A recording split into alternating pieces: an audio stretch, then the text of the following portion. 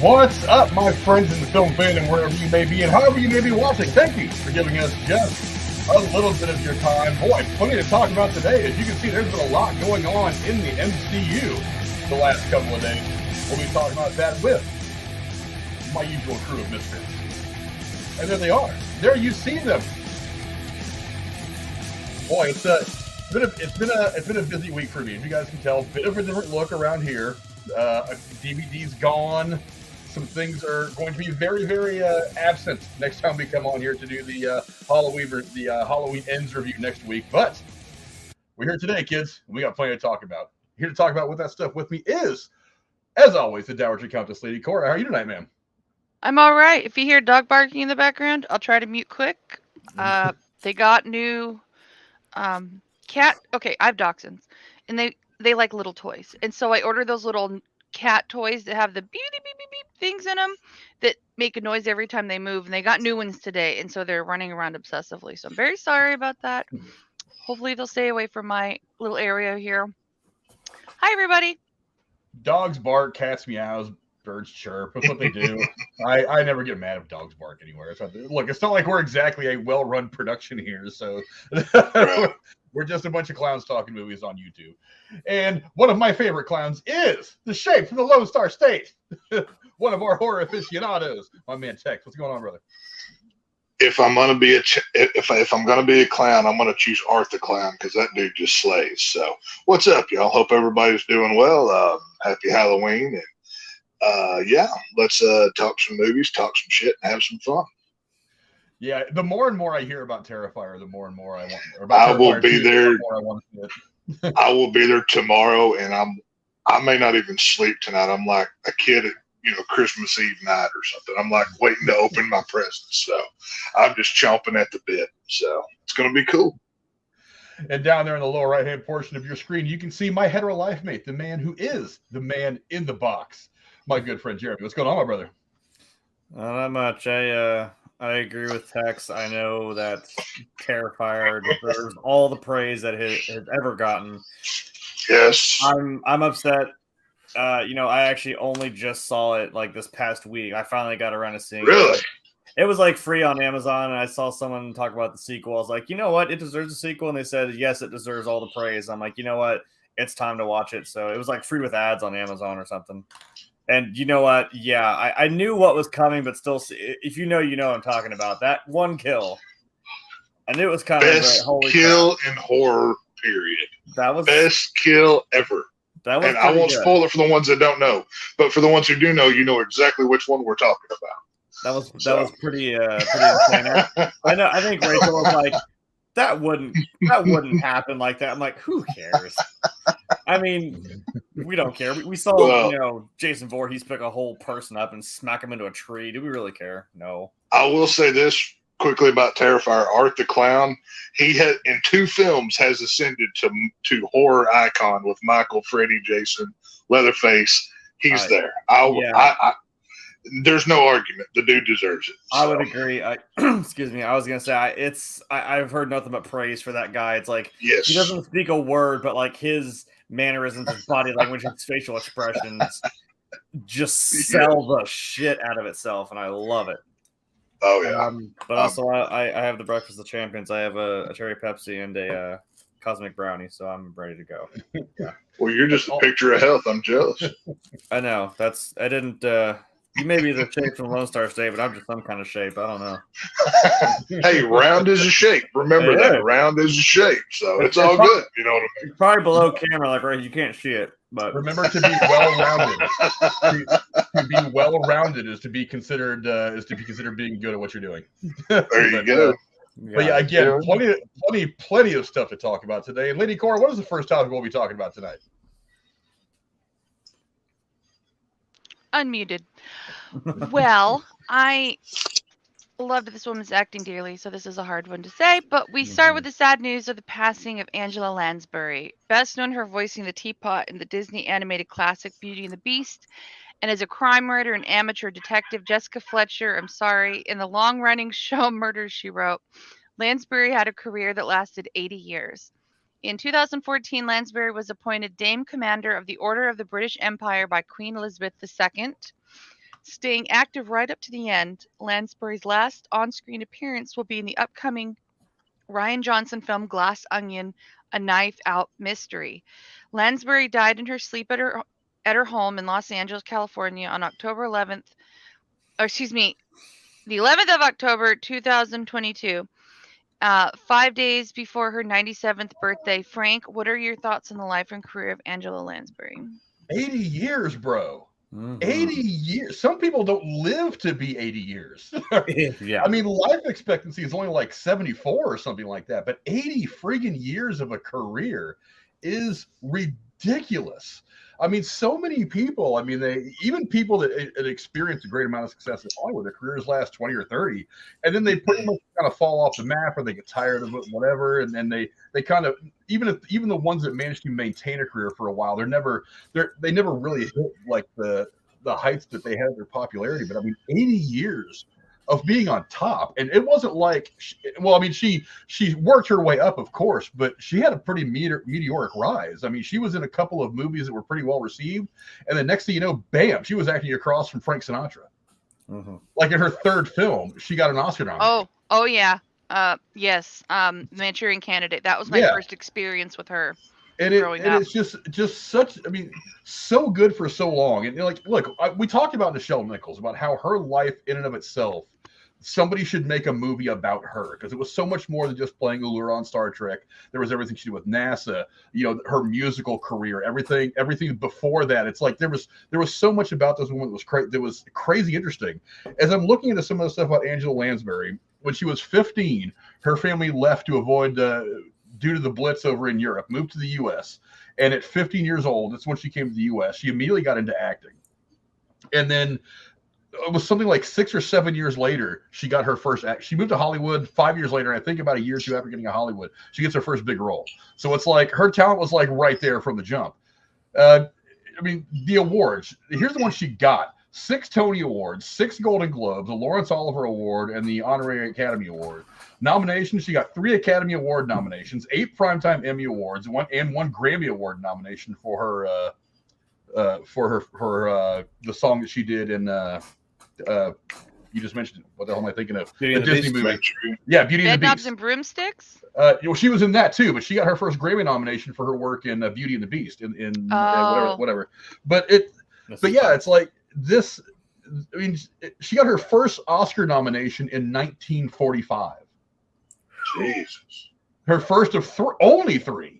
Which is mind-boggling. Like, and then to top it off, I mean, she's got one of the most. She is one of the most iconic television characters ever in Murder, She Wrote. Mm-hmm. And that show, Fletcher, and she intentionally crafted that show to be what it was, because she knew, even at the time in the mid 80s when that show started, 84. There was already this kind of move towards a little bit more blood and gore and kind of visual stuff in like the crime movie, in the crime TV shows and stuff. But she wanted to buck that and say, you know what? I don't want there to be a lot of death and shooting. She didn't like violence. She's like, I just want it to be a straight up whodunit. And that managed to kill the ratings for 12 years. That was one of the highest rated shows on television. Do you agree that this show was like the predecessor for Matlock? No, Matlock I think came before this. Matlock actually started back in the Matlock's first run. 70s. Yeah, right? Matlock's first run came like in the late 60s, early 70s. It actually was something that he went back to in the 90s, early 2000s. So so the Matlock that like people in our age group know is actually the second run of that show. The original run actually happened a long time ago. Even before that, there was Perry Mason, right? Yeah. So, but they actually have, and you know, for us in the Derailed community, we're all big Golden Girls fans. This show was one of the things they say that opened the doorway for shows like the Golden Girls, because they were like, how you don't often see this, like, you know, late middle-aged woman being the star of a show, but not just being the star of the show, being a detective, being the main lead, being so important. And they say that show helped open the door for what we'd eventually get in stuff like the Golden Girls. So it's hard for me not to look at her career and just be completely bumfuzzled. I mean, to put this into a little bit of perspective, it's like I like the people that are iconic names. They stand out to me.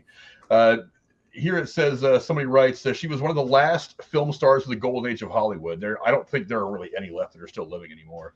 Having been a contract player with MGM in the 1940s, there hasn't been a contract player in Hollywood since probably the 50s. I think that's kind of when things shifted from being contract players to just signing individual contracts for projects. She acted alongside actors such as, get this shit, you want to talk about the Hall of Fame? Acted alongside actors such as Ingrid Bergman, Katharine Hepburn, Judy Garland, Liz Taylor, Frank Sinatra, Paul Newman, Orson Welles, Elvis Presley, Betty Davis, and Maggie Smith. Woo! And Peter Sellers, by the way. Yeah. Yeah, that's a resume right as there. Well, she was an amazing actress on the stage as well, doing musicals. She could sing. So yes, she had 6 Tony Awards. Yeah, that's no joke. It's so ridiculous the kind of talent that she had. Oh yeah, and by the way, she was Jessica Fletcher. Which, I mean, it's sad that's. I mean, it's not sad. I mean, she's going to be mostly known for that because it's probably more recent. But I mean, really, it's just 80-year career. Who has an 80-year career at any one thing? It's mind-boggling to me. I don't know. Cora, what do you think? I could try and do this show for the next 80 years. I don't know. YouTube's still around. I'm sure they'll find a reason to kick us off by then. Maybe we'll get canceled at some point. I mean, over the years, I first saw her in Manchurian Candidate. I was watching classic movies at like 2 and 3 years old, and then I loved her on Murder, She Wrote. The song, you know, with the typewriter sound in the back, you know, with her waving from the ladder. You know, I mean, it's all very there for me. Bedknobs and Broomsticks was fantastic. I always just loved how she was in a lot of small stuff. Like, she had small roles all across the board, and you know, she popped up all over the place when you're watching old movies. So yeah, she's wonderful, and I'm glad she had a wonderful career and a full life. And in this day and age, she is one of the luckiest to die in her sleep. So very happy for her. Sad she's gone, but you know, if you had to go, that's a good way to go. Yeah, such a crazy long career. Tex, what do you think? I mean, I don't know how big of an Angela Lansbury fan you ever were, but I mean, you have to know her name. She's been around forever. I was never a huge fan, but the one thing that comes to mind for me was Murder, She Wrote. That was one of those essential 90s shows, you know, late 80s, 90s shows that I remember, like that, Walker, Texas Ranger, and Unsolved Mysteries was always on my TV. It was just one of those shows. Like, my grandmother loved Murder, She Wrote. That was like her thing, right? So, you know, bits and pieces of it, you know, I didn't retain a lot of it, but the hands on the typewriter at the beginning of the show, the one thing that comes to mind that, and I always wondered, were those actually her hands or just some stunt persons? I don't think I've ever actually looked it up, but I always wondered as a kid, I wonder who's doing that. But it was, like I said, you know, obviously a tragic loss, but, you know, she went out in the best way, you know, could. And hell, 80 years, like, you know, Frank, like you said a minute ago, you know, she squeezed all the juice out of life. There was no more left to get out of it. So, you know, we should all be so lucky, I guess. I mean, what else can you really say about it? Yeah, no doubt. But I don't know, Jim, any thoughts from you real quick before we move on? Kind of similar to Tex. I mean, like, my mom liked Murder, She Wrote a lot. So it was like when I was younger, it's like I said, I don't know if I really retained it because I was younger and I didn't really go out of my way to watch it. But I do remember seeing like bits of it. And I do, you know, that's what I remember. And obviously being, you know, the age I am, I, you know, remember Beauty and the Beast. So that's a pretty iconic thing. I think the last thing I saw her in was like that, I don't know if it was a sequel, but it was that Mary Poppins movie they did with Emily Blunt. She was like the balloon lady or something. I was like, oh, yeah, she was the balloon lady doing the movie in the park. Oh, I was like, hey, there she is. And she was also a Nanny McPhee. Yeah. That's part of the other one I was thinking of. Yeah, and Nanny McPhee. And shit, what's his Dick Van Dyke was doing that movie, and he's still kicking. Mm-hmm. So he's like 90 something. So yeah, ain't too many of them around, guys.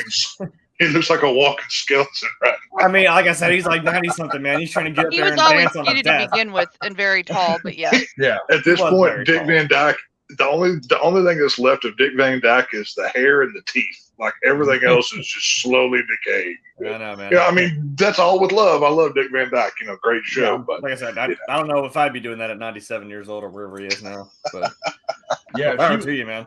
And she was still going hard on stage. In 2013, she did Driving Miss Daisy on Broadway with James Earl Jones. That's awesome. Oh, nice. Oh wow, That would have been a great one to see live. that's a big fucking castings right there. Holy crap! Yeah, so I knew he yeah. did live theater as well, but that Yeah. would have been. I never even knew they did that together. That's cool. Yeah, it's just so much crazy shit. Such a great legacy left behind. Again, I hope people will hear this and they'll go back and start watching some of this stuff because it was so well done, so well done. And and as Cora said in the intro, she was appointed commander of the Order of the British Empire, and it was awarded to her in a ceremony by then Prince of Wales, Prince Charles, now King Charles III. He actually flew out here to the British consulate in Los Angeles to give it to her. Oh wow! So yeah, that's whatever. When royalty honors you like that, I mean, you did something right because that's not the kind of thing they just throw around because you were British and did some cool shit. No, that's Mm-hmm. and then top it off. And then top it off. She's one of the many families that got chased from Europe during World War II. True. And so many people, and so many of those families were just. I mean, it was hard for them just to run away from their home with very little notice, with all the stuff that was going on in Europe at the time, in the early mid 40s, and to try to get a good start anywhere. But I mean, credit to her great parents for keeping her on the straight and narrow and not losing sight of everything they needed to do and helping her, putting her in a position to build her career the way they did. Yeah, just a tremendous loss, and I really hope that people will take this opportunity to go back and look at some of her work. Because, like I said, Murder She Wrote's a great show. Mm-hmm.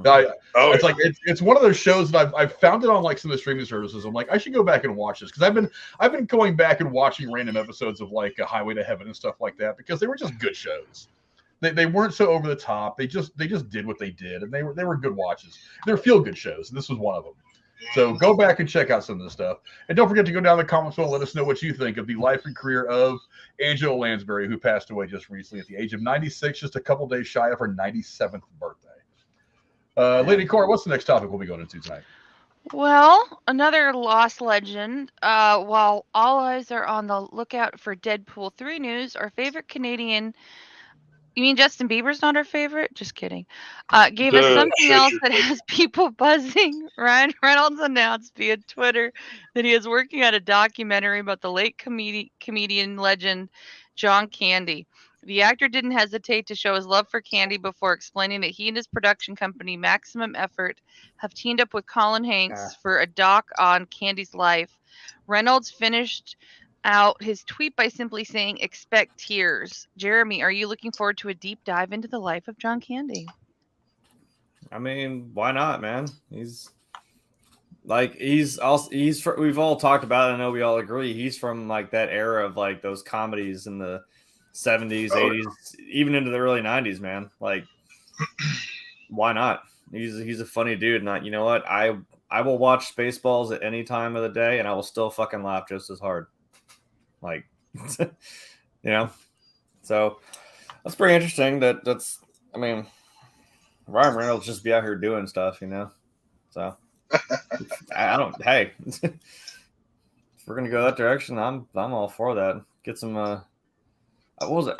I think I don't know if I ever connected that. Like when I watched. I think the first thing I did when I think I have Frank? I think you gave me your Disney Plus or something, and I got on there, and I don't know why my mind was just like open. I'm like, oh my god, there's all this stuff I can watch, and then like the first thing I actually just sat there just on my phone and just watched. I watched Cool Runnings, and I was like, oh, that's a great movie.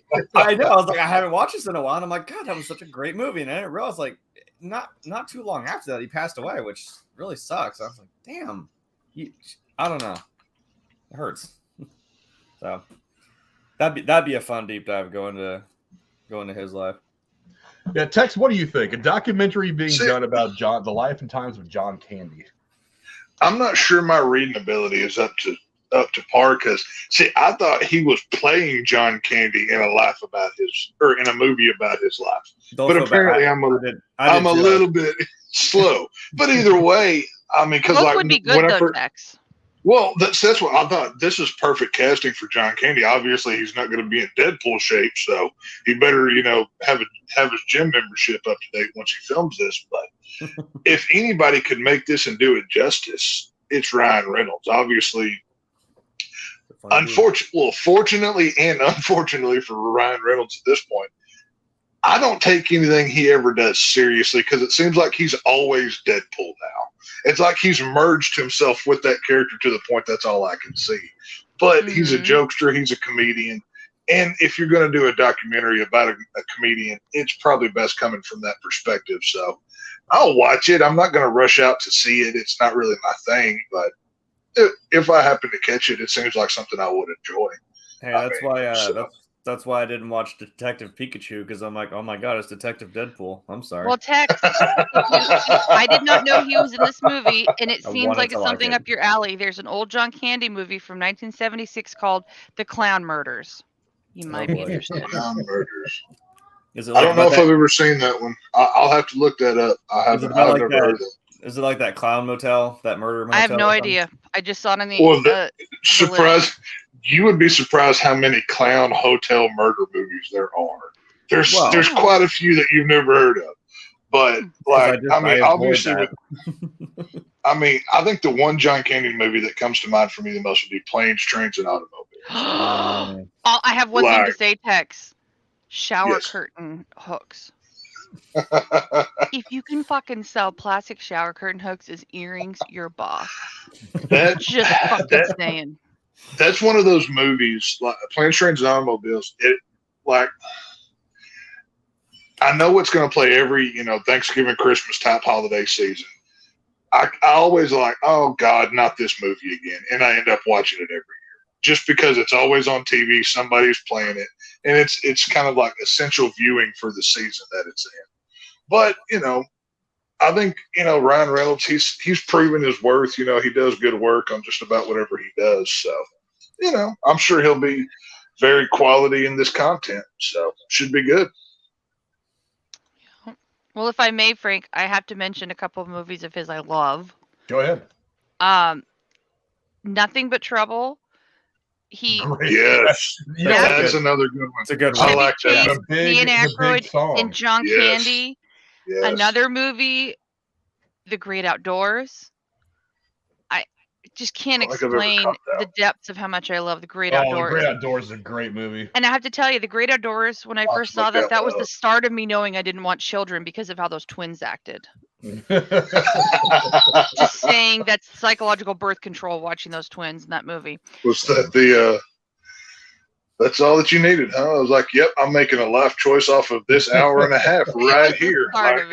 This is. But he was also in The Little Shop of Horrors with Rick Moranis. Which version? Oh, the Rick Moranis. Okay. And he was in Splash, and he was in National Lampoon's Vacation. He was the security guard. In the first one, yeah. And he was in Blues Brothers. Hang on, wait. He was uncredited for National Lampoon Vacation? He played a guard, I think, and I don't think he had much of a role. He played the security guard at Wally World. Oh, okay, maybe it was credited, but it wasn't like a big role. I said the wrong word. It's a huge role. It was the whole end of the movie. That was the whole point. If they didn't credit him for that, that's a travesty. But yeah, I just... It's crazy. I like the older stuff of his, like Brewster's Millions. He was in that movie, fucking fantastic. And it was not a movie for everybody, but Volunteers was pretty damn good with Tom Hanks and Rita Wilson back in the day. Making a joke of people who go volunteer. Peace Corps, I think, is what they made a joke of. Anyways, fantastic career. I can't tell you how many times I've laughed at his jokes. The one movie of his I did not like was Uncle Buck. I don't remember what it was. I just did not like it. But it didn't. But everything else, thumbs up. Didn't work for you? Yeah, I don't remember what it was, though. Yeah, my question now and I hate that I've heard this.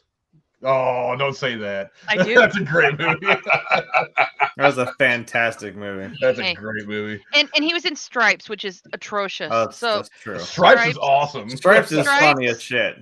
And Spaceballs are terrible. Wow, controversial opinions from Lady Cora. Well, I think you're the minority here. I'm pretty sure the three of us agree. I would rather watch Spaceballs than Star Wars. I'll say that. I mean, because it is I would straight rather up watch just a them all. joke about it. Yeah, no, but it's just straight up a joke about Star Wars, really. Right. Or It's just like the the space funner. genre in general. Yeah. If you put both in front of me, I'm gonna pick that option just because it's Well, so the much canned fun. air alone is hilarious. That's the one thing I like about the movie, the canned air joke. I was gonna say, you can't tell me if you had the opportunity to fly a Winnebago in space, Right. you would do it. Come on, No. come No. on, man. I bought my Porsche. Sorry. The want my radar appears Porsche. to be jammed. But yeah, If I walk, the ship's too big. If I walk, the movie's gonna be over. if you know, the first thing that came to my mind when I read this is like, what took so damn long? I mean, because you know, we talked about Angela Lansbury a minute ago about her having a very interesting life. You know, John Candy, besides the fact that he was in all of these movies that were tremendously hilarious. I mean, who's Harry Crumb? Come on, that movie is awesome. You know, all the the Mel Brooks stuff, all this going back to like CCTV and the stuff he did in Canada before he got big here in the States in the 70s.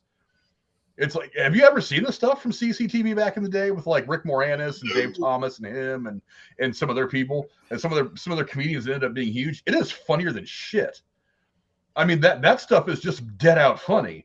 And it was before kind of the raunchy comedy kind of took over, like that stuff we get from Eddie Murphy, the stuff that we were starting to get at the time from people like Richard Pryor. It was still not quite G-rated. It still definitely had some double entendre and some stuff like that, but it was still just so damn funny.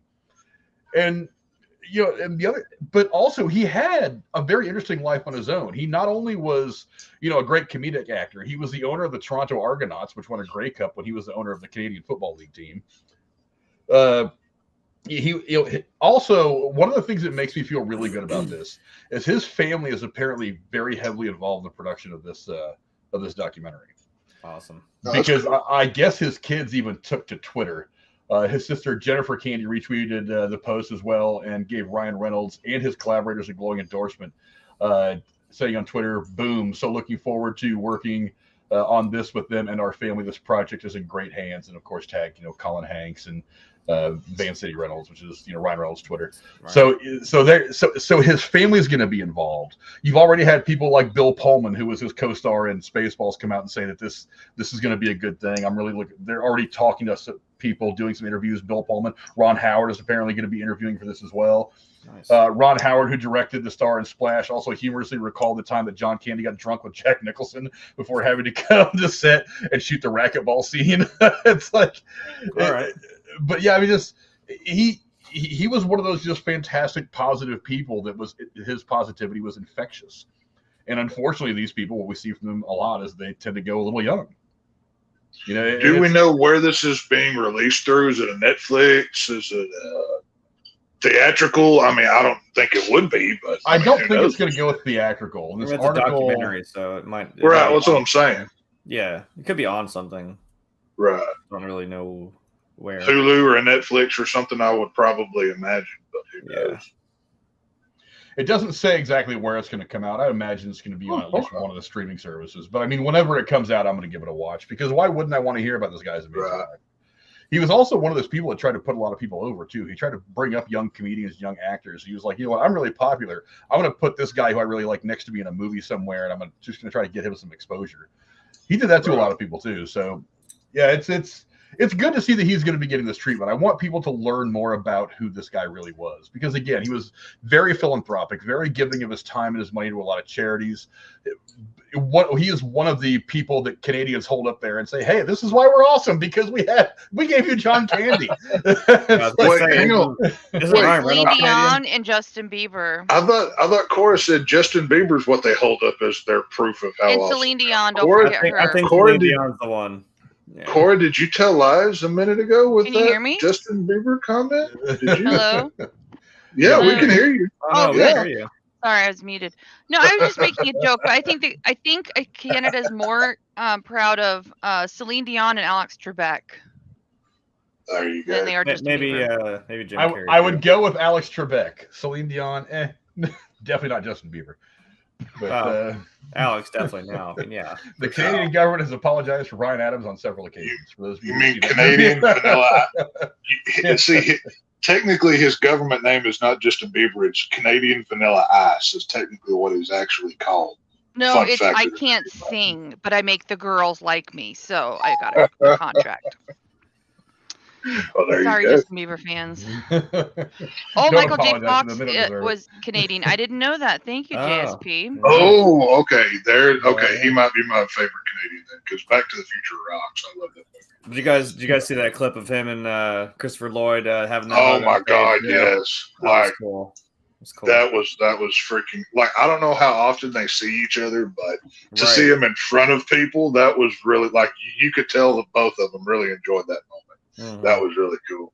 I didn't see the whole. Like I saw a little bit of an extended part of it. Like he actually walked across the stage, like the little Are guitar. you talking about the he's Jimmy like, Kimmel thing for the anniversary? No, they No. were at Comic-Con. Oh, I think I it was didn't New see York Comic Con, right? Yeah. Wasn't that what it was? Yeah, New York Comic-Con. Like he walked across the stage, a little guitar thing, and Christopher Lloyd came Yeah. out. He stood back up and gave him a big hug. It was really Yeah. cool. Yeah, but yeah, it's gonna be so great to see John Candy documentary come out so that people can learn about him. Because again, you can go back, you can watch Cool Runnings and all this stuff, and you can get why he was hilarious. But I mean, you've got to go back a little farther. Go watch Splash. Go watch Stripes. Go watch Just skip some of these other ones. Spaceballs. It's Don't skip nothing to Spaceballs. see It's a there. fantastic Don't movie. listen to Don't Cora's listen to her. views. Do not represent this show. She does not know what she speaks of. So I'll tell you what, I'll go a derailed route. For $500, I'll ban Cora from the show for the rest of the show.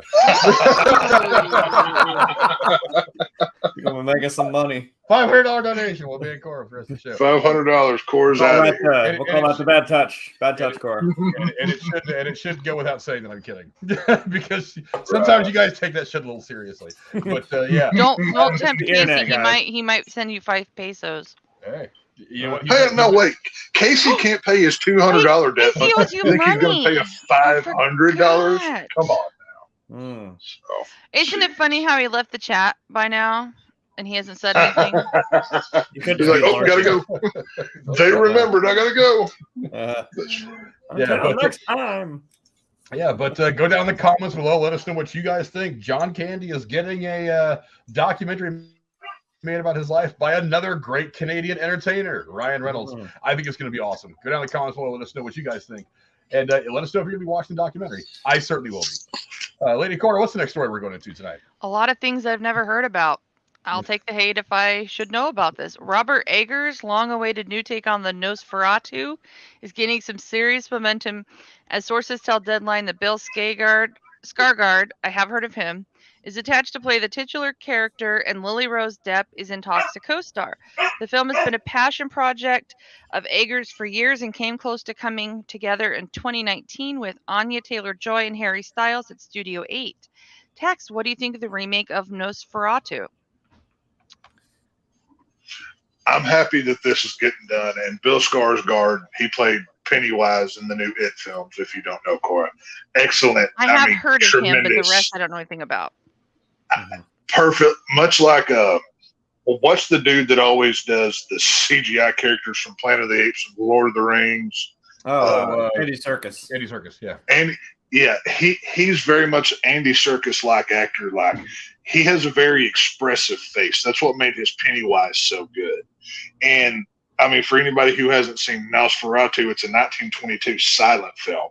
Yeah. And Oh, It's thank an you. OG. It is still technically considered to be one of the top 5 horror movies of all time. Okay, Yes, I did see the it's- beginning of it well- when I was younger, and I didn't understand it, so I stopped watching it. Now that you just mentioned that. for anybody. I mean, a short version of the history. Nosferatu was a knockoff of Dracula. They made it.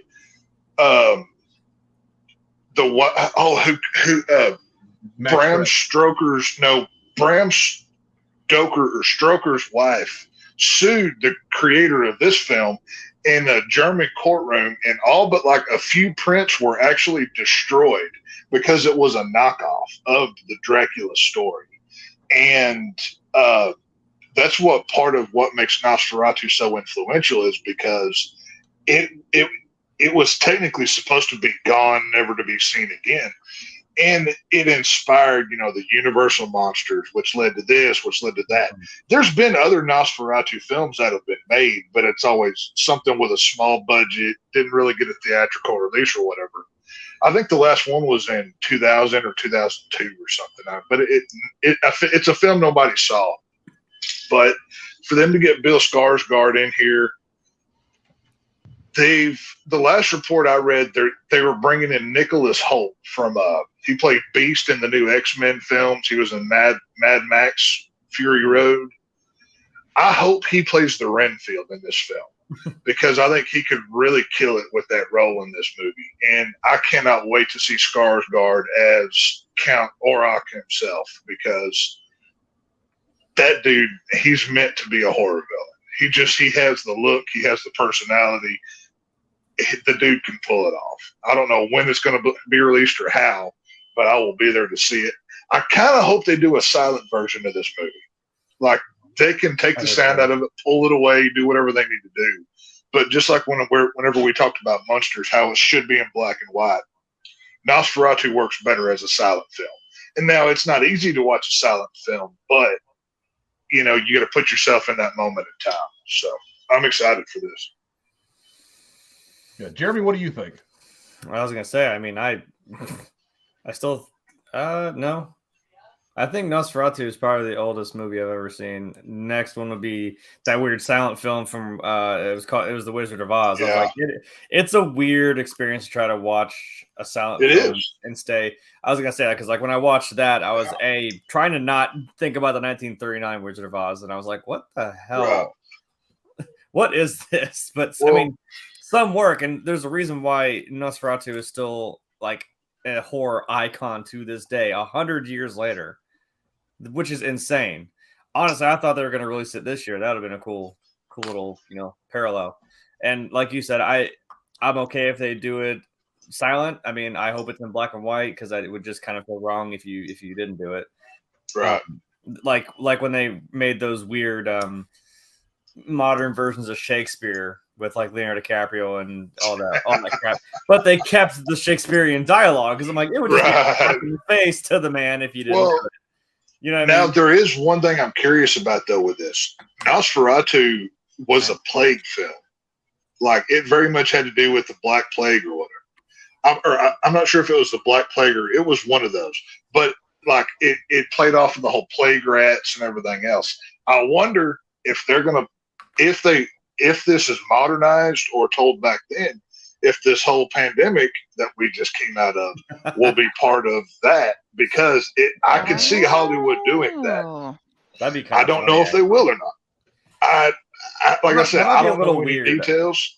Oh, it'd be completely weird and retarded, just like you said with the Shakespeare stuff in modern times. But Nosferatu, yes, it's a vampire movie, but it's just as much a plague sickness of a village film more than it is anything, and Nosferatu just represents that.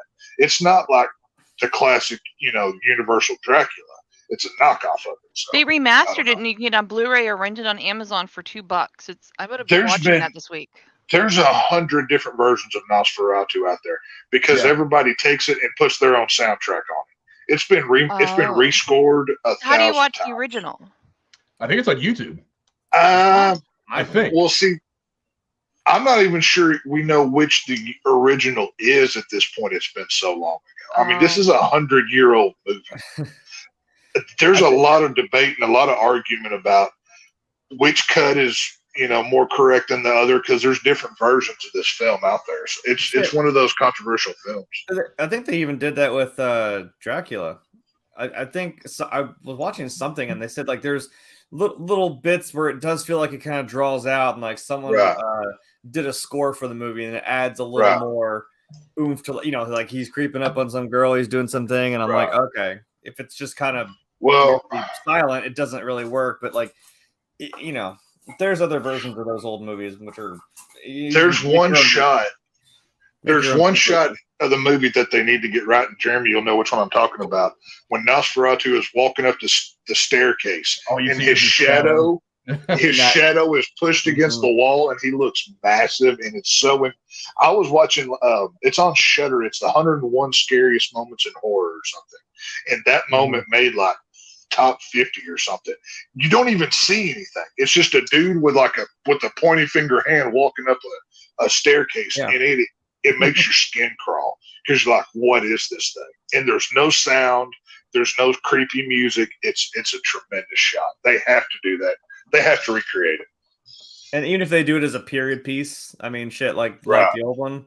At that point, I mean, why not? Either way, this gets spun. I mean, I'm down to see this. And like you said, with the casting, I'm sold. Well, I just found the original musical score on YouTube, so in theory, you could watch it online, rent the movie, and then press play at the same time. Yeah. Oh, we gotta open different tabs. Go. We're gonna get the laptop out. We're gonna get the speakers. We're gonna get the YouTube up on the TV. Well, boom. Yeah. It's a scary film that someone's probably done it. Well, it's a scary film that somebody can watch that hates scary movies because it's not overly bloody, it's not gory, but you can tell what it is. That's what I'm saying. It's a 1922 film. Yeah, it's not like it's much more suspenseful than it is like gore, kills. There's no jump scares in it really, except for there's one or two. Well, I mean, they would have been considered jump scares back in 1922, but they're not really the jump scares that we're used to. But yes, you can. There's a couple different links on YouTube that I found already, and one of them's got 2.5 million views. That's from Timeless Classic Movies, and there's another one on Best Classics. Florence Stoker was the woman that sued, that technically got the rights to this movie because it was a knockoff of her husband's work, and that's why all the film rights were destroyed. That's who I was thinking of. Sorry, it took me a minute. There's like, I mean, there's apparently HD. I mean, it's 1922, but HD full horror. There's one on YouTube. I'm just saying, it's probably. I definitely have a 4K. I don't think a 4K transfer of Nosferatu is going to do anything. I want the 4K Blu-ray release. Damn it! But on YouTube, yeah, there's one that's like here's an HD one that's decent, full horror. There's one that's just a silent movie. It's the same amount of time. They actually made a psychological horror film about the making of this film. Do you guys remember that? I think so. In 2000, they made a movie in 2000 called Shadow of the Vampire, and Willem Dafoe plays Max Schreck, because Max Schreck is the guy who plays Nosferatu in the original 1922 film. Yeah. And Max Schreck was known for being a big time method actor. So he would like walk around the set in uniform, in costume, in full character, and creep people out because that was part of it. He was a method actor. So Willem Dafoe plays Max Schreck in the movie, and John Malkovich plays the director Morneau. But yeah, so it's basically it was a fictionalized account of making the movie. So basically, it was the director played by John Malkovich, and this movie actually got nominated for some Academy Awards. It was a big deal, and Willem Dafoe plays this Max Schreck who is always in costume, and it alludes to the idea that he is actually killing people, kind of, but it doesn't really show anything like that. But it was a very, very weird take on it, and it was obviously a very fictionalized account of the making of the film. But yeah, I'm kind of eager about this. I mean, because I've said before, one of the things that I like about horror movies is that every now and again there's no screaming, there's no music, it's just silence. And they use those moments to kind of build dread. And so it's one of the nice things about this film is that because it's a silent picture, you don't have anything to fall back on. You don't have any other senses to work with to try to make sense of anything in your head. It's all, you're just seeing it all. It's happening in front of you. And it makes things that much weirder to watch. I mean, that's one of the cool things about going back and watching some of the silent pictures is it really is a very different experience. It's a very different film watching experience. So yeah, it's a great movie. As far as Bill Skarsgård, I mean, good God, I mean, the guy's becoming kind of a horror, maybe not just a horror icon, but certainly like a special effects kind of crazy character icon. I mean, he killed it as Pennywise. He was fantastic as Pennywise. He also was the one variant, not variant, but the what do they call him in Eternals? The one that like evolves into the thing, into whatever, the one that they end up having to deal with the whole movie, the Marvel movie Eternals. He does the voice for that as well. He did the voice for that creature as well, and he's been doing a lot of shit. So yeah,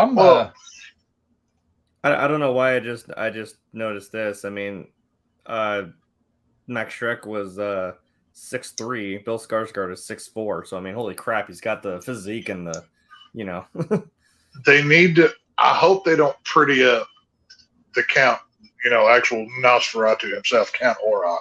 I hope they don't pretty him up too much, because that was the whole point of design of the character, was they ripped off the Dracula story, but Dracula's handsome. He's in the suit. He's got the slit, whatever.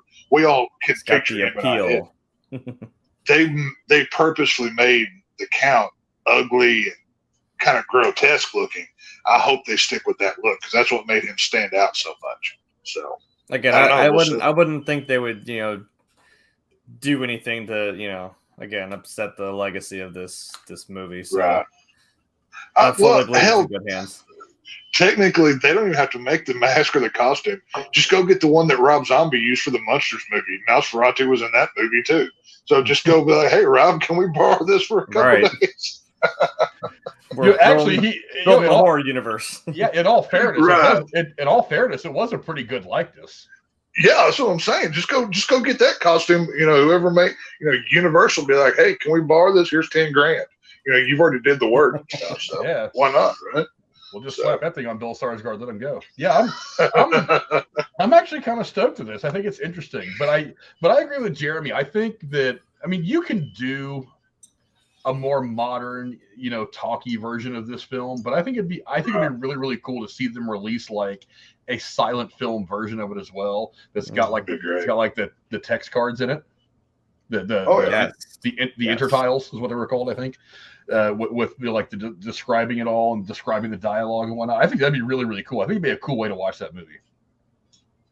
Kind of like how you can go watch like Logan in like black and white. Or you can go watch Justice League, the Snyder cut in black and white, things like that. Right. Well, for anyone who hasn't watched Nosferatu, watch the version that has the orchestra that plays along with the movie, because there's something. It's been some years ago now, but not too long ago, they showed the film on a gigantic screen, and then they had a live pit orchestra down in front of it. Ooh. So you're hearing the music as it's cued to the film. If you can find a cut that has an orchestra soundtrack to it, it really enhances it, because it fits the time period, it fits the piece of art that it is. So cool. It's worth watching it. I don't like the whole big band orchestra stuff, but I dig this because it's just classic horror. It's great. I played band for like 8 years, so I'm all nerd out about that. There you go. You should appreciate it. There you go. I will definitely appreciate it. You didn't know I was also a fucking music nerd too. Right. Hell yeah. Yeah, I'm pretty stoked about this news. So go down in the comments below. Let us know what you guys think. Nosferatu being remade, it's very, very weird. The concept is a bit odd because the movie is so terribly old. There hasn't really been a true, like, talky version of the silent film. But there's a lot of things about this that could work, I think. That's what I think. There's a lot of stuff about this I think would be kind of awesome. So get down in the comments below. Let us know what you guys think. Are you guys going to be watching for this Nosferatu remake? Who do you think they should play? Is Bill Skarsgård going to be Nosferatu? Is he going to be Count Orlok in the movie, or is he going to be somebody else? Let us know in the comments below. Lady Cora, what's the next topic we'll be going into tonight? Well, Marvel Studios has temporarily shut down production of Mahershala Ali's Blade movie, according to an individual with knowledge of the production. The production is delayed as the search for a new director continues and development on the script is ongoing. Crew members on the ground were notified Tuesday. The studio's hope is to restart the production in early 2023. On Tuesday, Disney has also pushed the release date for Blade from November 23rd, 2023 to September 6th, 2024. The shift was among a wide slate of adjustments to the studio's release schedule.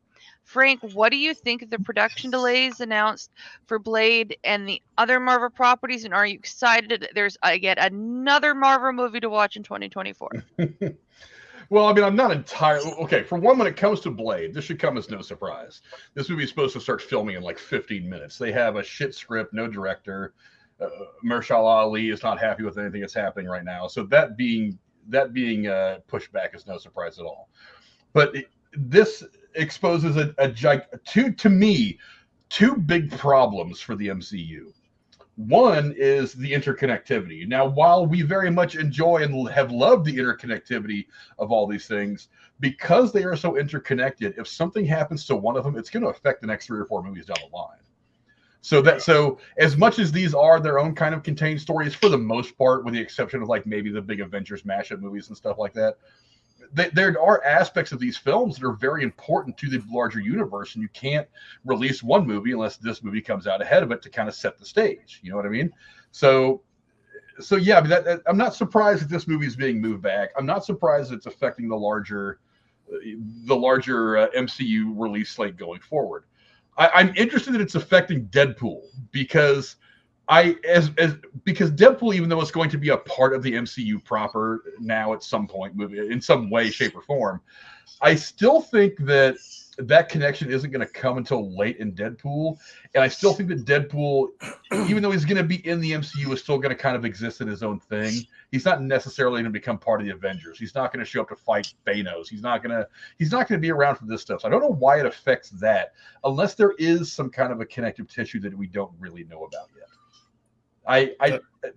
That's what that says to me, that Deadpool is going to be way more connected to the larger MCU than I initially thought. Wait, so then that means since Wolverine is in there, that really kind of more so confirms the mutants, doesn't it? Well, yeah. I mean, they've already confirmed the mutants. I know, but I mean that gives more weight to that now that Wolverine's in this too. I'm excited. Well, like I said, John Campea made a guess about the Deadpool 3 coming out that I think makes a lot of sense. That at the end of the Deadpool 3 is going to happen in the Deadpool universe we already know, and then at some point at the end of the movie, he's going to end up getting, because we're dealing with all this interdimensional blah blah bullshit going on in the MCU right now, that at some point at the end of the movie, he's going to get sucked into the MCU that we know somehow, and that's how he's going to make his way into the MCU. That's my guess. I don't know why you hate multiverse stuff so much. Why can't you just have fun, Frank? God damn. Because sometimes it's not fun. No, when it's not fun is when you dangle fucking Tom Hardy in front of my face and you take him away from me. See what I mean? Not fun. Sometimes it's not fun. But the other thing that it makes very, very clear to me, and I really hope that Marvel figures this out, because right now this is the biggest problem they're facing. And it's really affecting the MCU as a whole, is we went from getting 2 or 3 Marvel projects over the course of 12 to 18 months to, I talked about this a couple weeks ago. We got 20 or 30 fucking Marvel projects that are in some form of development right now. Yeah. And we've got 7, 8, 9, 10 projects coming out a year. Slow down.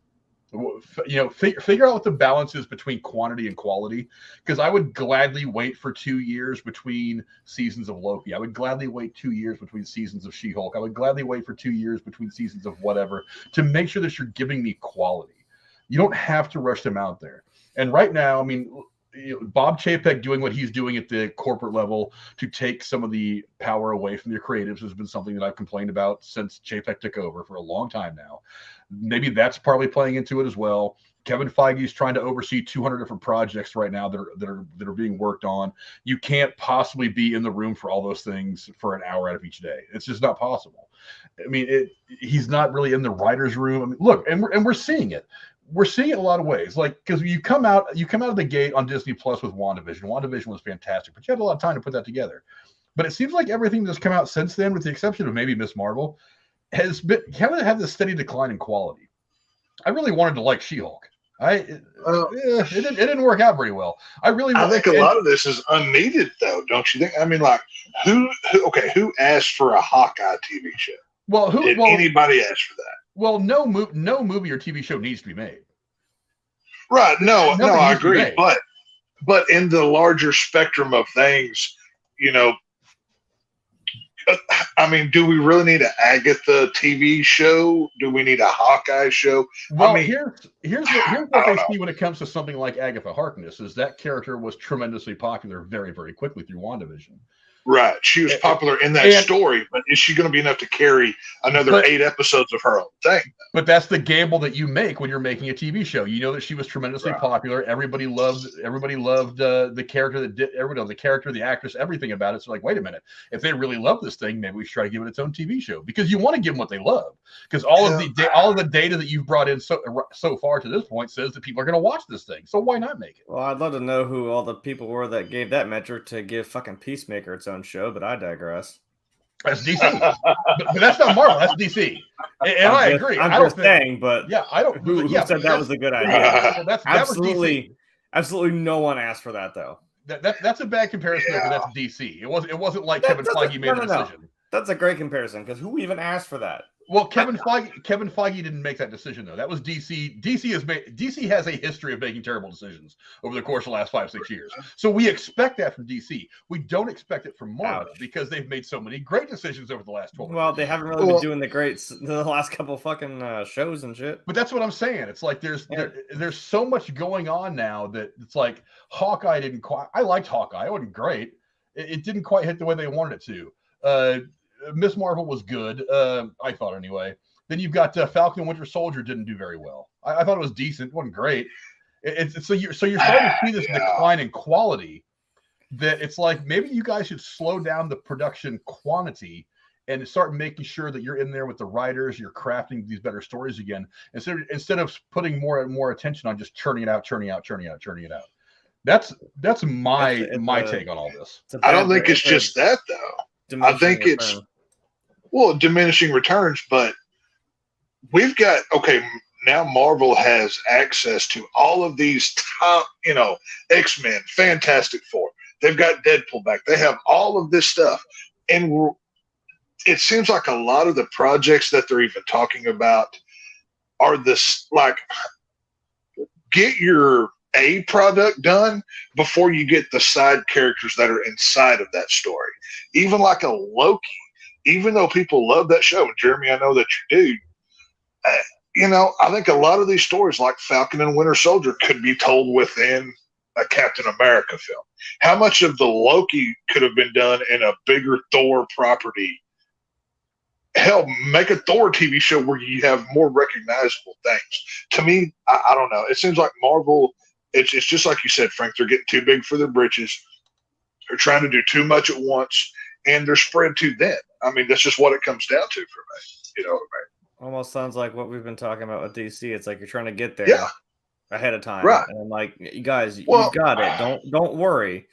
Because my problem is, like we said, in the grand scope of things, I don't really even still know what we're doing. The biggest grasp I have on this right now is I'm assuming this is a lot of multiverse stuff and whatever absolute fuckery is going on with all that. But I'm like, I don't really know what we're going towards. I don't know what the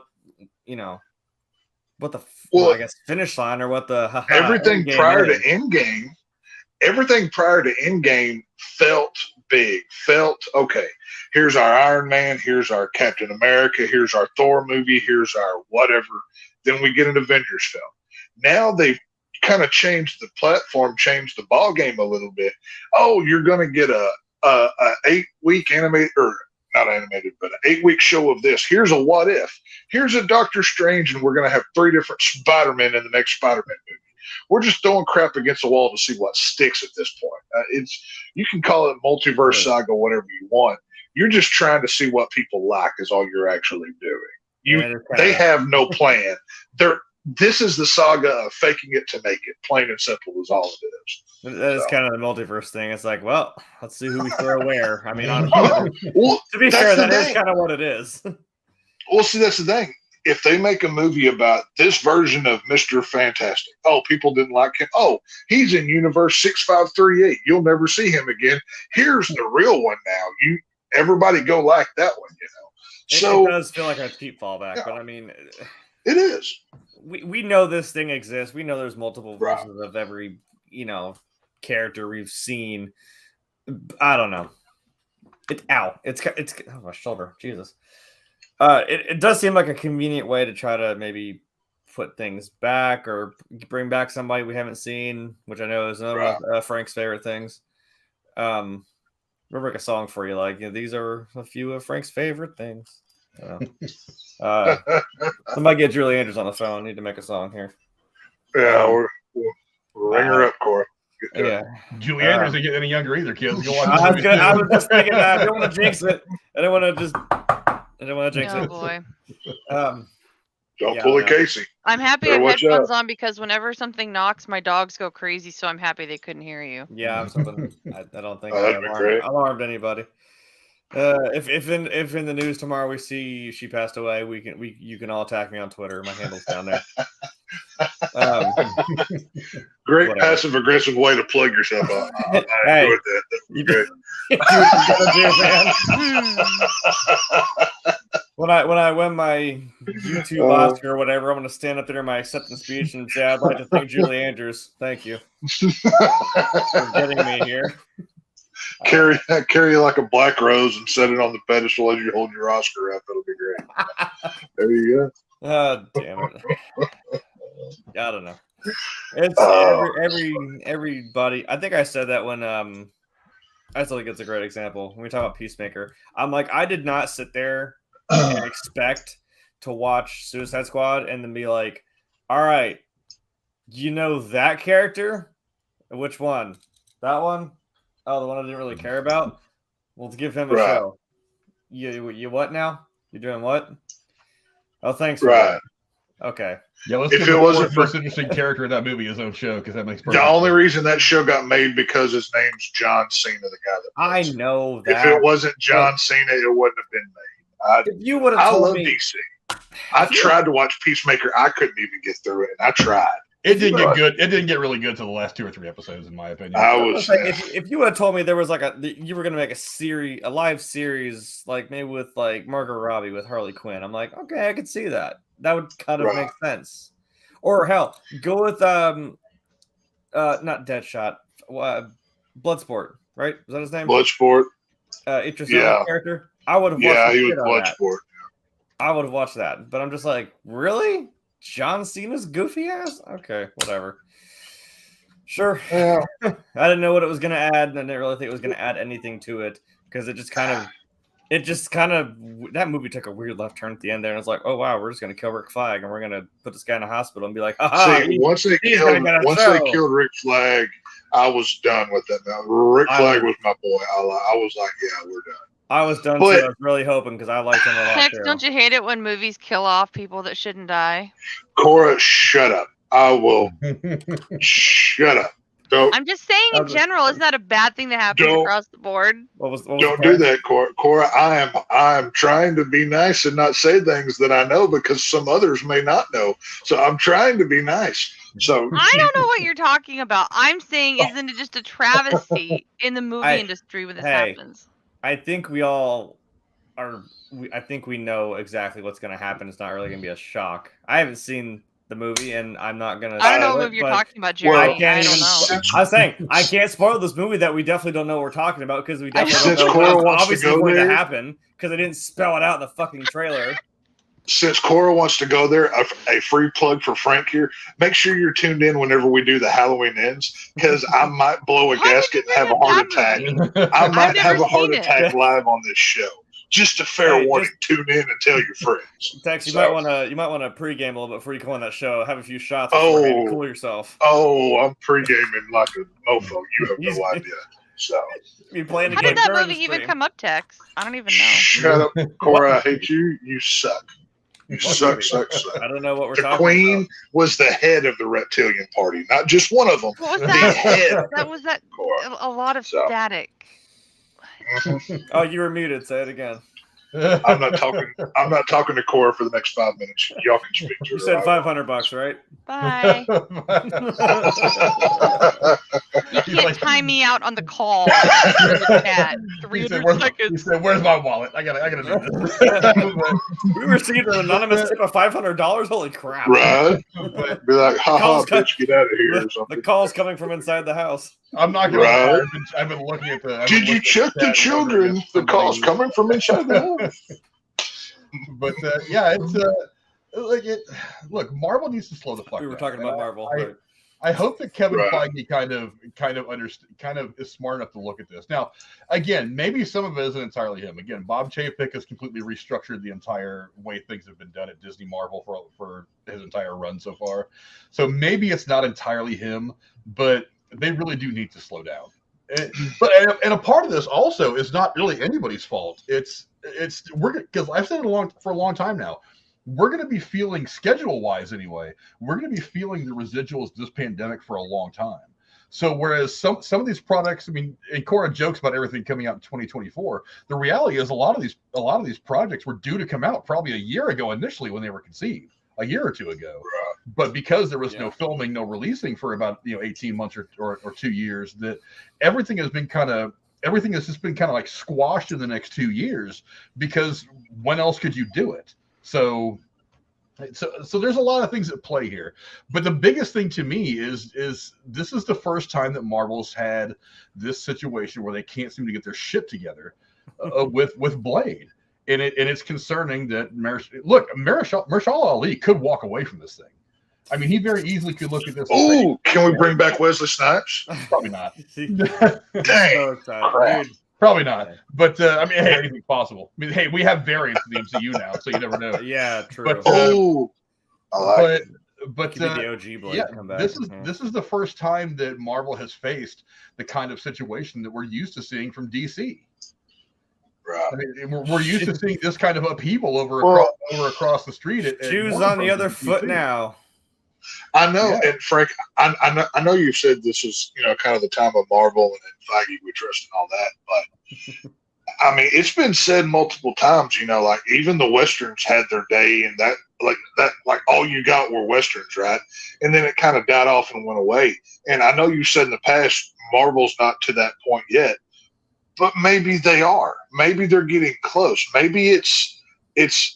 I mean, okay, obviously big name movies like X-Men, Fantastic Four, now Avengers are all big name products. But when you have a Loki, a WandaVision, a She-Hulk, these names don't carry the weight that some of these others do. But now. It does now, but like you can kind of, I go back and I kind of credit Guardians of the Galaxy, something nobody had ever heard of outside of the comic book nerd world. And it blew up. So Disney looked at that and go, this obscure book that, is kind of under the radar, it made us $2 kajillion. So what else do we have in this Marvel pile? And then we have 15 or 30 projects that are being worked on at once of characters you may or may not have ever heard of. So I don't know. I mean, or care of, you know what I mean? Yeah. So I don't know. Because we all care about She-Hulk here. No, we don't. There was a brief Twitter interaction. Yeah, well, I said that really emphatically. There was one person in this call that's the target audience, and I don't even think that's true. So Frank, the guy we're all not wanted. I understand. Horny Goat, who do the reviews with, he put something out, and I said, this is the litmus test for are you a true Marvel fan if you actually fucking watch She-Hulk or not. And he did. So kudos to you. And I put that on Twitter and he goes, yeah. And somebody else replied, oh yeah, he's the biggest of them all and he's going to watch it even if it's total shit. So, you don't have to watch it just to watch it because it's Marvel, man. You really but don't. the thing is, though, that's the test of are you a true Marvel fan? Did you watch She-Hulk or not? You know what? I watched it. Did I watch all of it? No. Hey, okay.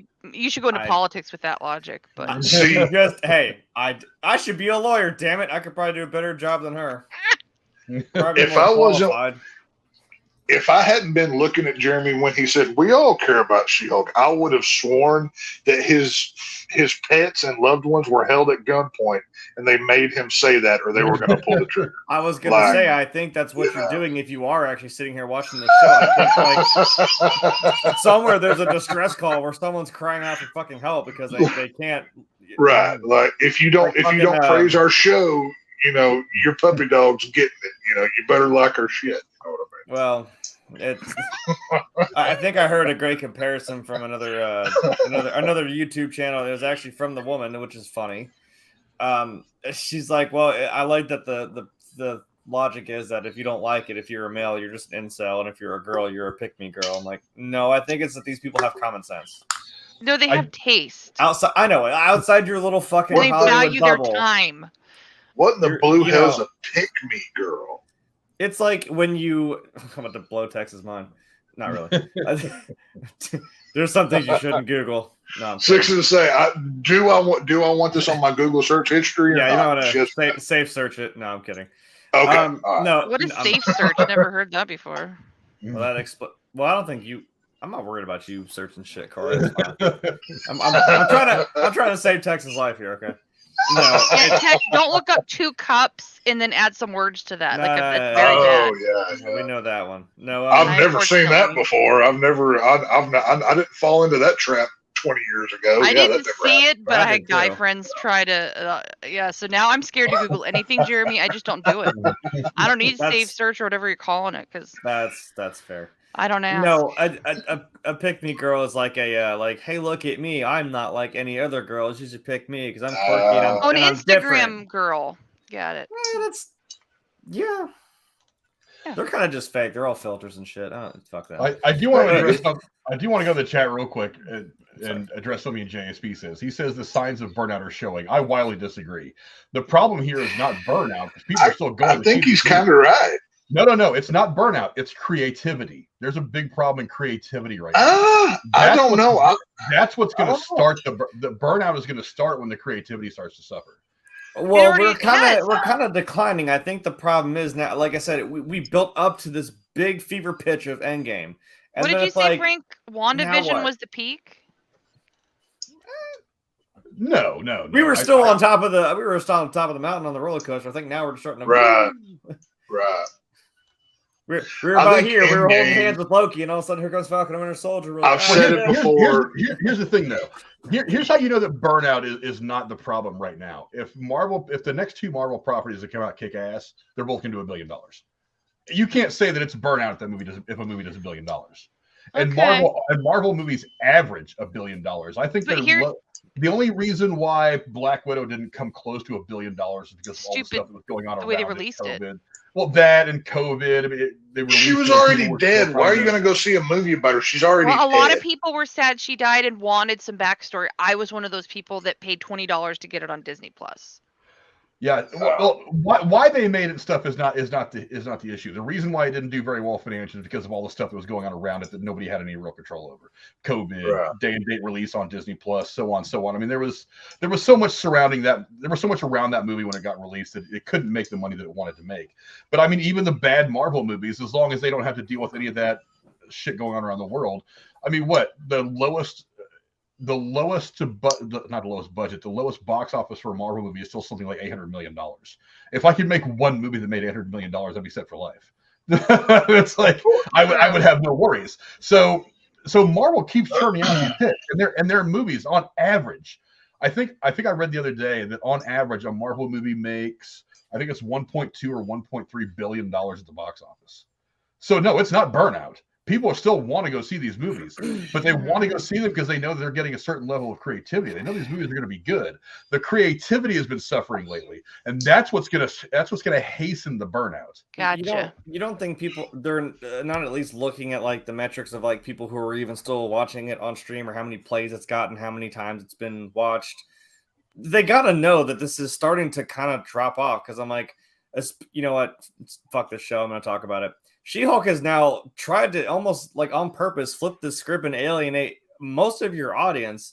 And now I'm like, I don't know why you thought this was a good idea. And it's because of who you hired to be the writer, who I'm like, I don't think, like you said, it's the creative. Now you're just giving out these jobs to anyone who's at your door now. And I'm like, well, maybe you shouldn't do that. Depending on which political agenda that you want to put over that week. That's pretty much against the job. And I hate to even go there because like it seems like every damn thing now has to be politicized or it has to be correct in some way. As a woman who supports the LGBTQ community, this is too much even for me, okay? Like that's what I mean. Like, dial it back. This shit makes me want to watch Mad Men, to go back to to witness when women would be grabbed and sexually harassed at work, to be reminded of what normal life is. The good old days. I miss those days. Slap them on the butt and call them honey. All that good stuff. You got the fucking cognac and the goddamn cigar in the same hit. You know what I mean? Jesus Christ. You don't hire a secretary unless you know she's single. Shit like that. When you can walk up to her, slap her on the butt, and tell her, "Damn, honey, I bet you got a good old swing on that back porch, don't you?" Smile at her, and there was no problems.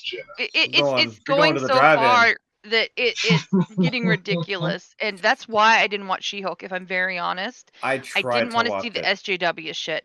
I didn't want to come to a point where I hated Marvel. I just said, I'm going to skip this one. And it's not a bad one to skip. Honestly, like I said, I think even when I watched it with Rachel, she said in the first episode, she's like, I think you had enough in the one episode to cover your whole show. Holy crap. Right. I'm like, I don't really care if you do it, but good God, do it right. Don't make it feel forced. Don't put it in every one of your so-called jokes because this is a comedy. Just like, when here's my problem. When Tommy Wiseau's movie flops so damn hard, he's like, oh, yeah, it's a comedy, right? Yeah, sorry, it's supposed to be funny. Shit. It's a bad movie. They give us 9 freaking episodes or 8, whatever it is, of She-Hulk, and they can only give us 53 minutes of Werewolf by Night. I was about to say. Are you kidding me? Why couldn't they have give done me more? 4 episodes. Give me 4 episodes, for one for each week of October. Give me a 4-hour epic of Werewolf by Night, even if we never see him again, which I'm sure we will, and I hope we do because it was awesome. But 53 minutes is all you could do. I don't. Hawkeye. How long was Hawkeye? And that dude is boring. He shoots arrows. This dude is a werewolf in a monsterverse, and we can't get anything more than 50. And he's only a werewolf like 15 minutes in the whole thing. Like, come on, Marvel. Kevin Feige, Frank, since you talk to him all the time, tell him to go make more Werewolf by Night. This is ridiculous. I'm very upset. We have our usual Sunday morning squash games. Was it supposed to be? I haven't seen it. Was it supposed to be reminiscent of like one of those old Universals? Yeah, the old Universal. I mean, stuff. That's that joke we made with WandaVision. We're like, oh yeah, the episodes were only like 20 minutes long because that's how long an episode in that era was, and they got longer. So I'm like, if that was the joke, I'm like, oh, I kind of get it. That makes sense. You made it was supposed to be a nice little piece. Like they even mimicked the old TV special intro that CBS used to use. That special presentation kind of thing from one of the old stuff from the 70s is what, and then they took the old Universal style of filmmaking like Wolfman or Dracula. You could put Werewolf by Night in with the Universal catalog and it would fit just fine. Perfectly. That's definitely the vibe I got, which I appreciate the absolute crap out of. So it was badass, dude. You gotta watch it. I definitely have to. We were trying to figure out what horror movies to watch, and we dug out that one. I said it has all of them in there. I'm like, yeah, we're going to have a Werewolf by Night probably has the most gruesome kill I've ever seen in a Marvel property. I will say that. Like, there's a sword. For Marvel, I mean, yeah, they even try to not do that. Yeah, they did do pretty good in the visual department in that. But it was cool. But yeah, I look, I just think Marvel needs to slow down. I think they need to start working more on quality and not quantity. Look, I know there's one of the things that Marvel still does that I like is they're still finding these filmmakers that they're very artistic in the way they want to tell the stories. I love the way what Giacchino did with Werewolf by Night. I love what Chloe Zhao did with The Eternals. I know a lot of people didn't like that movie. I thought artistically it was a beautiful film, and I thought it was very well done. And it sets up a lot of stuff that we're going to see further on down the MCU, which is basically what the last several movies are supposed to be doing anyway. Because remember, we didn't quite know exactly what was coming in the MCU up until the Avengers, and then we see Thanos turn around, look at the camera, and smile, and then we had the idea. But you could say up to that point, we didn't really know where they were going either. So, I mean, I trust that they're going to get it together. But I think the biggest problem here is that you need to slow down and make sure that the quality and the quantity are on pace with one another. Because having 30 properties in development right now, it's not going to work.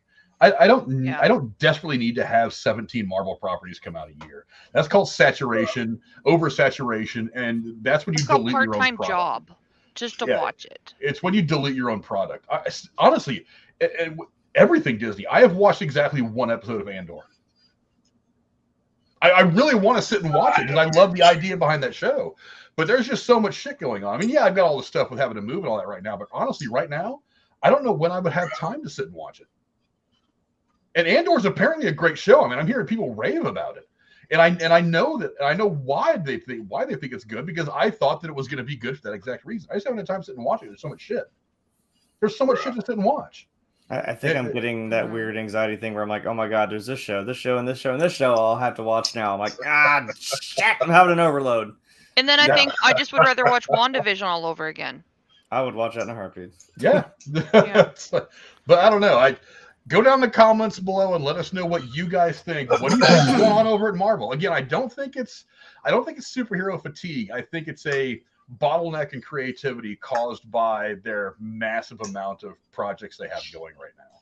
I just don't think that that's going to be something that they can sustain throughout a long run for the MCU.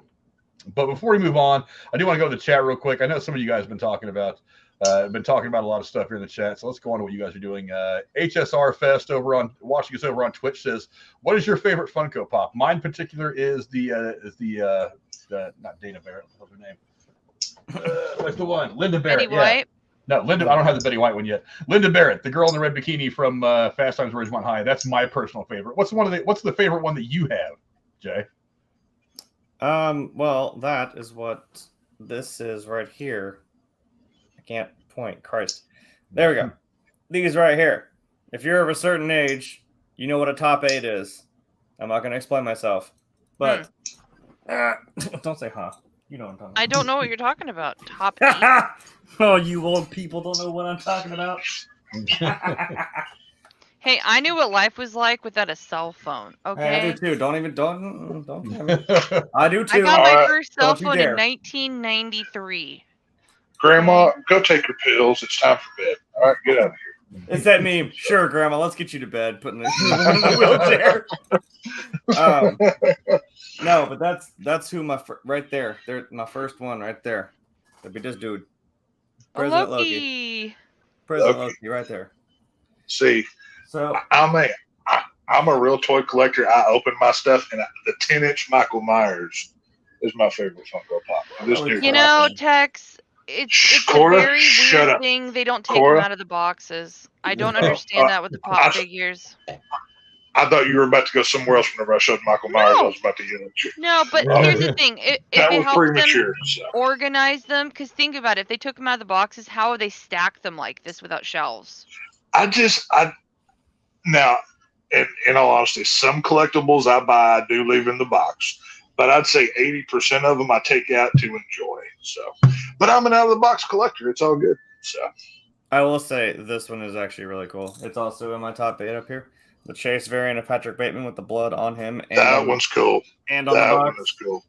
This is a really cool one, I will say. Is he wearing the clear raincoat in that one? He is wearing the clear raincoat. It does have blood on it. You can't really see it. There's blood on the axe as well. Yeah, no, that's a cool one. And that's why you don't take that one out of the box, because there's blood on the box as well. There's an aesthetic to it. Right. See, that's a reason. Like that Michael Myers that I just showed, they have a bloody version of it. There's like 3 drops of blood on the mask and on the knife, and they try to charge you like $50 more for it if you find it online. So I'll just paint this one if I want bloody. So. And also, you have cool shit like this box that's brown because it's a fucking special box. Which one is that one? This is Gandalf the White, but it was a cool. It glows in the dark, and it was an Earth Day exclusive, and this is all like recycled material box. So it's like a brown cardboardy kind of box. I'm like, that's cool. This is cool as shit when you compare it to Dr. Do you have any of the blacklight ones? Have you seen those? I have seen those. I've seen the black and white ones for WandaVision. The pictures of them. That's what I was going to say. I saw one in store the other day. It was a WandaVision one. It was Wanda where she's sitting there with her legs crossed and her hands are all weird or whatever she's doing. There's also one with a couch where she and Vision are on it together. It's in black and white, and it's like, or it's not in black. It's like different black light colors, like neon green, pink, and purple and red. It looks pretty cool. They've got some cool. I will say one of the other. I don't have any of the black light ones, but one of the coolest ones back there is another glow in the dark one. That's Tony Stark when he's like with that moment at the end of Endgame where he's on his knees and he's got the stones, like all the stones and shit light up on his arm, which is pretty cool. I am Iron Man. Then he dies. Yeah. MK Kratos says in the chat over on YouTube, Frank, did you hear about the new Crow movie finished filming last month? We actually talked about that last week. Yeah. I had actually meant to fold that into the story about Bill Skarsgård playing Nosferatu, but last week was such a busy week that I ended up pushing that story back. That dude's going to be busy. He's getting all the roles. I'm surprised. The Crows have, I mean, ever since, Brandon Lee died, they've had trouble getting anything done with that franchise. I think Edward Furlong played some really cheap version of the Crow, and I forget which one that was. I can't remember now, but I'm gonna go watch the new one. I'll check it out. I mean, I like Skarsgard, so I can't wait for it. JSP says that Angela Lansbury played a greatly evil person in the Manchurian Candidate. God, I haven't seen that movie in years. I'm gonna have to go back and watch it. I don't think I've seen that movie since I was probably 11 or 12. I didn't know she was in that. Yeah. The original one. The original with Frank Sinatra. Yeah, there was one that came out with Only good Denzel. one, by the way, Tex. I was thinking the one with Denzel Washington. No, that's not a very good version. I know the one with Denzel's pretty good. I like that. It was different. It was a modernization of it all, but yeah, whatever. I didn't know there was a different one. I mean, I don't watch a lot of movies like that, but it's black and white, by the way. I like black and white movies. I watch them all the time. So. Yeah, JSP said that he loves The Great Outdoors. That movie is awesome. That's probably one of John Candy's better films. Right. It's him and he even says it right here. He's like, he was so hilarious with Dan Aykroyd in The Great Outdoors. Yeah, that movie is just all kinds of funny. Yeah, that's definitely one that you guys should go watch if you get a chance. JSP also says something I alluded to earlier. I know Willem Dafoe played the actor of Nosferatu in a movie some years back. Yeah, that was what I was talking about, whatever the hell. I swear I've seen that. I'd have to go back and look. I may even own that movie. I don't even know.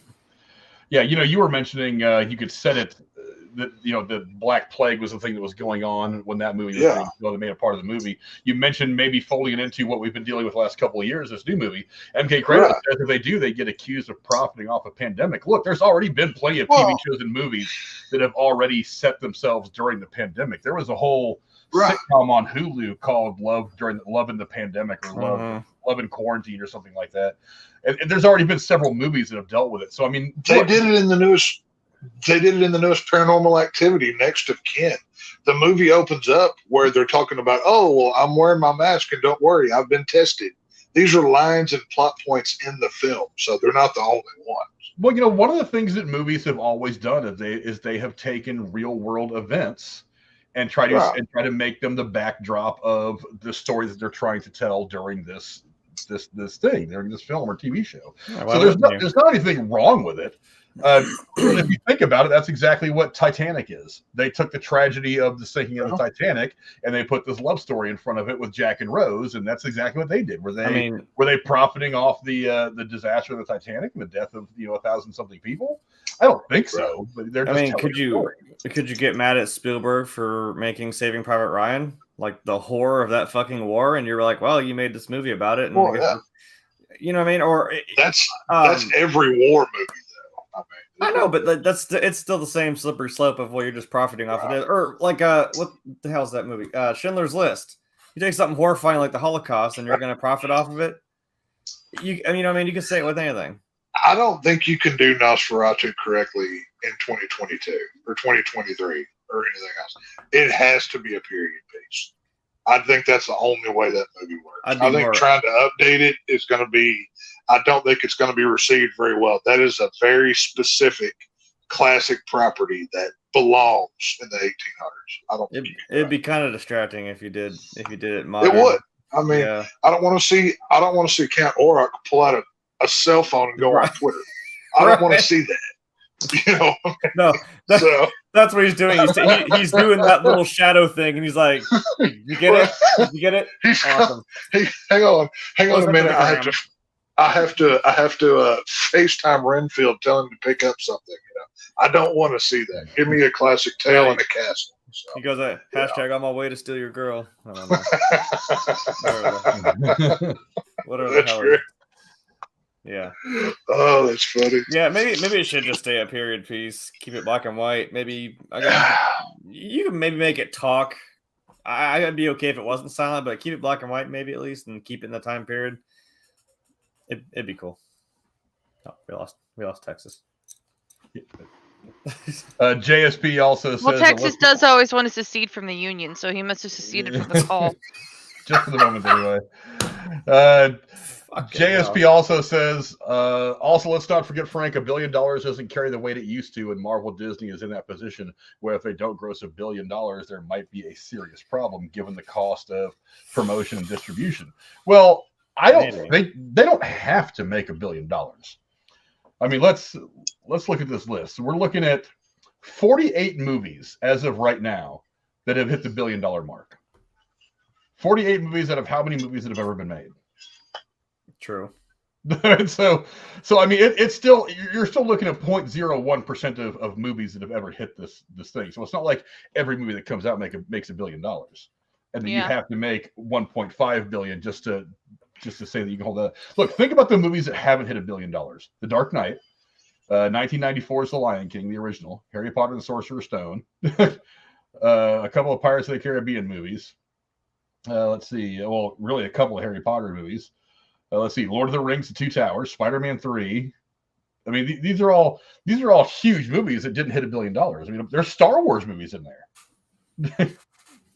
the 2002 Spider-Man with Tobey Maguire, which some people still think is either the best or one of the top 3 to 5 comic book movies ever made, didn't make $1 billion. Independence Day didn't make $1 billion. That's considered one of the most successful, and I mean that movie was made to be seen on the big screen. So it's not like, and yes, some shitty movies make $1 billion. Fast and the Furious 7 made $1 billion, but you know it's not. Yeah, it's not like your movie has to make $1 billion. I think what he's saying is like they're kind of in a weird corner now where it's like you're used to hitting this pretty high benchmark, even if it is or is not $1 billion. You're getting up there, and if now you're starting to, trail off, it's like, this might suck here financially. I don't know. They're a pretty big juggernaut in the entertainment industry. Maybe it's like you want to stay up. You know what I mean? You don't want to have that decline, but if that's what's happening, of the top, time to panic. Of the top 100 movies, box office wise, ever, only 48 of them have ever crossed $1 billion. The most recent was Jurassic World. It just hit 1.001 billion. The first Jurassic World? Jurassic World Dominion. The most recent one. It's got It's got $1,188,000. Wow. Give or take some. But I mean, Pirates of the Caribbean, the Hobbit movies, none of them broke 950 million. None of the I think none of them anyway. I have to go back and look. None of the Harry Potter. Harry Potter the Deathly Hallows broke $1 billion. Wasn't Avatar one of them? Yeah, I mean the top 5 are Avatar, Avengers: Endgame, Titanic, Star Wars, Episode 7, The Force Awakens, and Infinity War. Those all actually hit $2 billion. Well, I was gonna say I think I would take Avatar out because you can't just fucking stay in theaters for a year and be like, "Oh, look what we did." Well, no shit, you did that. I know. That's a little bit. That's cheap. And then you've got Spider-Man: No Way Home, which just missed $2 billion. Still, man, you make $1 billion. Holy crap! I'd be happy with that. Yeah, hell, Top Gun Maverick's it's coming up on the $1.5 billion. They got $1.4 billion. But Black Panther, $1.3 billion, and that may not be the best Marvel movie. Age of Ultron, which a lot of people don't think is the best Marvel movie, has more than Black Panther. What about something old like fuck, what's that movie called now? Damn it. God damn it, Orson Welles. Rosebud. Son of a bitch. What's that movie called? Oh, not Dr. Zhivago. No. The movie itself? Yes. The oldest movie in the top 100 is E.T., which came out in 1982. Citizen Kane. Citizen Kane. That's it. Well, that's what I was saying. I'm sorry. God, I was drawing a blank. Now, what about something like that where I'm like, that you'd have to adjust for inflation, right? I mean, it didn't actually make $1 billion, but you think that's considered one of the greatest movies of all time. Yeah, but if you adjust a lot of these for inflation, they still don't even end up cracking $1 billion. That's what I'm saying. Well, would it? Because I'm saying that would be considered, a peak movie, period. But does it still, even if you adjust it? That's where I was wondering, because it's something that has been out for quite a while. That people consider. Yeah, you'd be surprised. You adjust a lot of these for inflation, and they still don't crack like the top 100. That's wild. That's what I was saying. Like, even if you had something that had been out for quite some time.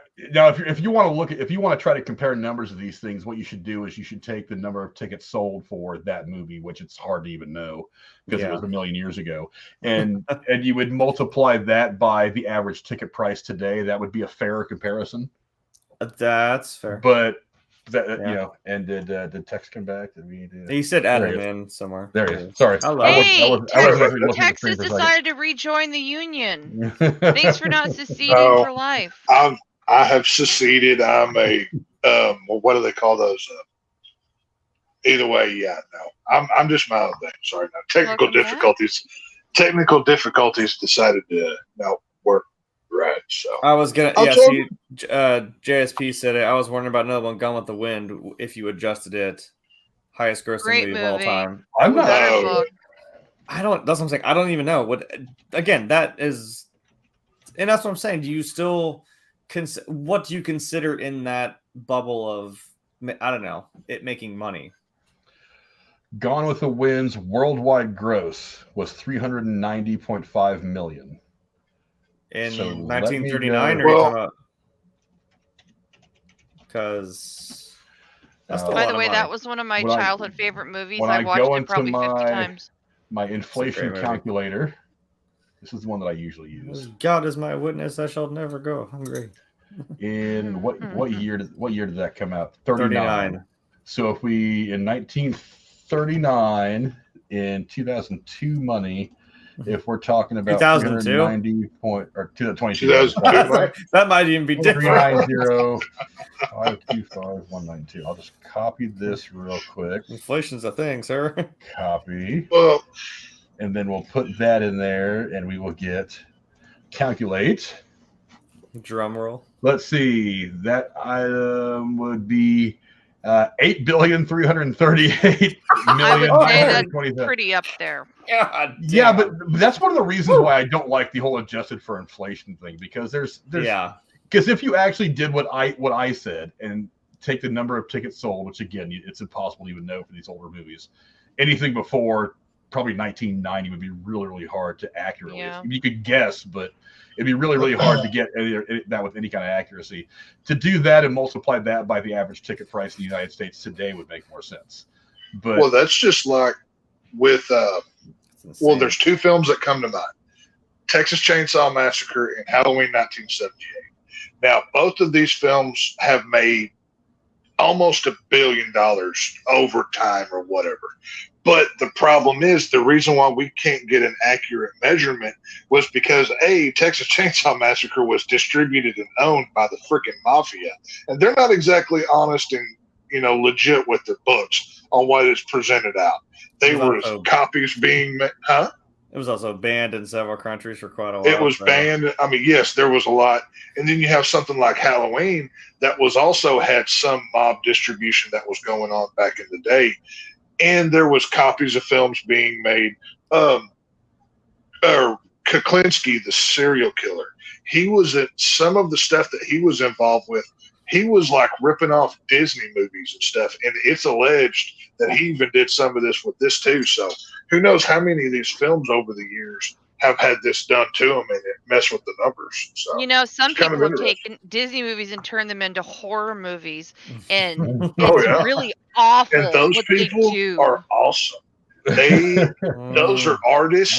They have a real eye for talent. And whenever your beloved Winnie the Pooh starts axe murdering people, I'm gonna love every minute of it. So just buckle up, kiddo. It's gonna be a rough one. I was gonna say it's the same vein as music. I mean, I'm a guilty child of the fact. I don't know what you're talking about. I don't know about this Blood and Honey.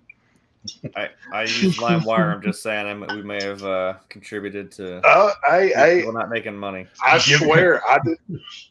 I swear I didn't watch a pirated movie last night. Fingers crossed. I didn't do that whatsoever. So I don't know what you're talking about. So it's okay. Yeah. But I did do that there for a while when I was like really poor, and I'm pretty sure that's why my computer died because honestly, that's how I've gotten most of my old movies, like the Howard Hughes movies and stuff, like the original Scarface. Right. Can't find them anywhere. So I used to work with a guy, Jeremy. You might remember him. This guy Mike we used to work with, the stubby, little short, chubby, bald guy. Probably, yeah. You'd probably know if you saw him. That's the guy I used to go my bootleg movies from, and I was just going to him. I'm like, hey, I need this movie from 1940 something because I can't find it anywhere. That's funny because right out there in my shelf, I have a DVD of the original Scarface right next to the one from 1983. Like, I don't know how you didn't find it. You could have just asked me. I found it. But yeah, go down in the comments and let us know what you guys think. I know we kind of had a one of the usual squirrel moments that Cora and Tex like to send us down, but not sorry. We all I don't know what you're talking about. Let us know what you guys think about all the upheaval that seems to be going on right now with Marvel. Again, part of it, I think, is just stuff that was going to happen anyway because filming schedules are still going to be feeling the effects of the pandemic for the next couple of years as they kind of settle things out. But also, I think they're just oversaturating the market. They're stretching themselves too thin right now. Go down in the comments below. Let us know what you guys think. Now let's move on to our one final squirrel moment. My mom does say hi from the other side of the country. She's on vacation. She's on vacation, but she's here in spirit. We're not on the normal computer, so she is here, just even though she's not here. Hey, nice. Howdy, Jeremy's mom. Hope you're well. There you go. You're welcome. But yeah. Now let's move on to our final topic of the night. This one's going to generate some discussion, I'm sure. Yeah, which I can totally talk about because I definitely watched it. Now, before I read this, I gotta tell you guys. I got in this call and we're like, we gotta go. I'm like, I didn't see the movie. Okay, I'll just sit here. So I have to confess, I sat down and watched the trailer because I've never even heard of this. Okay. And have you never heard of Hellraiser? What is wrong? I don't know. Fan. You know, I watched the trailer for the Hulu thing. The trailer scared me so much. I had to turn the lights on. I told myself, I'm turning my TV off. I'm going to read a paper book and put on some yawning music. It just spooked me. Those 2 or 3 minutes. There's no way I could have seen this without needing therapy. So I'm going to read you the intro, and y'all can talk about it. I'm the wuss. All right. The newest incarnation of Hellraiser has debuted on Hulu. Despite sharing the title of Clive Barker's original 1987 film Hellraiser, the film features a new story and is not a direct remake or a new adaptation of his 1986 novella, The Hellbound Heart. Holding a solid 67% score on Rotten Tomatoes, the consensus review reads, quote, a gift for long-suffering fans after numerous subpar sequels. David Brockheimer's Hellraiser unlocks the puzzle box for getting this franchise back on the right track, end quote. Jeremy, what do you think of the newest incarnation of Hellraiser? Cora out. Yeah, you shouldn't have inserted my name there, so I will defer that to Tex or Frank. Well, Tex, you guys want to have a discussion? I'll be. Since Jeremy knows so much about this movie, he's going to test to see if we really watch it. That's what he's actually doing. This is all a very elaborate plot of me right now. I mean, all cards on the table. I'm not a huge Hellraiser fan. It has never been one of my franchises. I've seen almost all of them. I enjoyed the first 4. So in preparation, I'll rewatch the first 4 to kind of get a comparison. In this movie, it just it doesn't. It's too long. It's boring. It doesn't. To me, it doesn't hold up. It's when you watch a Hellraiser film, it's got a grittiness. It's like, ugh, I need a shower after I watch this. It's got like a hardcore edge to it that you're supposed to feel like you just went through the bowels of hell yourself, and I didn't get that feeling from this. It was. That's true. Right. This one, honestly, I was playing with my phone as I watched it, and that's not a good sign. Yeah. Like, I'm like, okay, how, when does this happen? Like, overall, I mean, like I said, I don't normally do this, but I did a pro and cons list, and I'll go con since I'm already here. I hated the Cenobites in this film. Pinhead is the leader of the Cenobites. He's, Right. you know, Hell's priest. He's Hell's general. Well, she, it's a tranny that's playing Pinhead this time. So whichever pronoun Pinhead has at this point in time in his or her life, whatever. But Pinhead was not intimidating. The voice was terrible. Pinhead was always, whenever it was Doug Bradley, had a presence to him. The booming, deep voice, scary. He commanded the screen. This new Pinhead does not. It's like there's a reason why you have Tony Todd doing Candyman, because that motherfucker Right. will creep you out. Right. Shit like that. Not just that, but Pinhead is supposed to feel different from Chatterer and all the other Cenobites. He's the leader. He just feels like another one of the crowd. He doesn't really do anything in this film. And poor Chatterer. Chatterer was always my favorite Cenobite, just because he looks so weird and his teeth just up and down. You know, the way they do Chatterer in this movie, they did him dirty, and I hated it. It was just not a good film. It wasn't gory enough. It wasn't bloody enough. I did not enjoy this movie. I had to work to get through it, and I watched it twice. But all that being said, there were a few bright spots. The character of Voight, the rich guy that's in this film, he was incredible. He plays kind of the down and dirty rich guy that he basically pays people to manipulate the lament configuration to get it through all the stages, which leads to another good point in this film. They did mess with the mythology of the lament configuration, and they kind of went at it a different way with the different layers and everything else. I did like how they did that. It was presented well, but it just didn't feel, there wasn't enough meat on the bone. Now, our survivor girl, our final girl, Riley, kind of a whiny character. She's a drug addict. She's back and forth, one of those type. I did enjoy her in the movie. She was a bright spot for me. But besides Voight Riley and the lament configuration and the lore behind it with Leviathan and everything else, I didn't enjoy this film. If I had to, and I know Frank doesn't do this, but for me, I'd give it a 4 out of 10. That's as high as I can go. And that's after trying to like this film. I just, I know AJ Rader, if he's watching, I know he's a huge Hellraiser guy. And he's probably screaming at me shit that I don't even know about Hellraiser right now. So shout out to you, buddy. But, it's just it seemed like they made the shape of it. They created the mold, but they didn't fill it up. That's kind of what it felt like.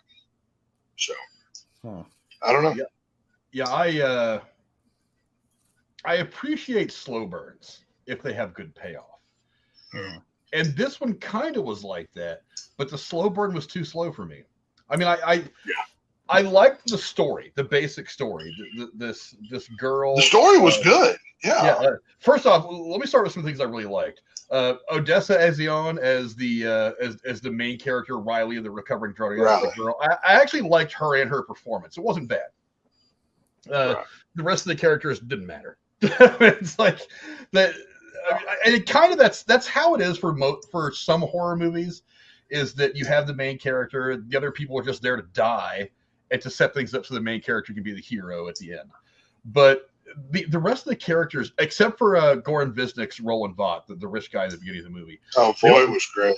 Yeah, they didn't really matter. Her brother kind of mattered as like the first death that sends her down this path in the movie, but they didn't. It's like she kind of carried the whole weight of this on her own, and it really should have been. I don't think the story was crafted to where that was ever really going to work. But I did like her performance. I don't have a problem with the rest of the actors and their performances. It's just really kind of like the way the other characters were used. I like the look of the Cenobites, but to me, at times, this seemed more like a science fiction movie than a horror movie.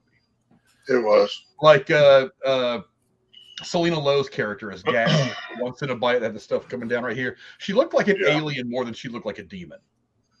It's like, because I get it when I'm looking at the Hell Priest.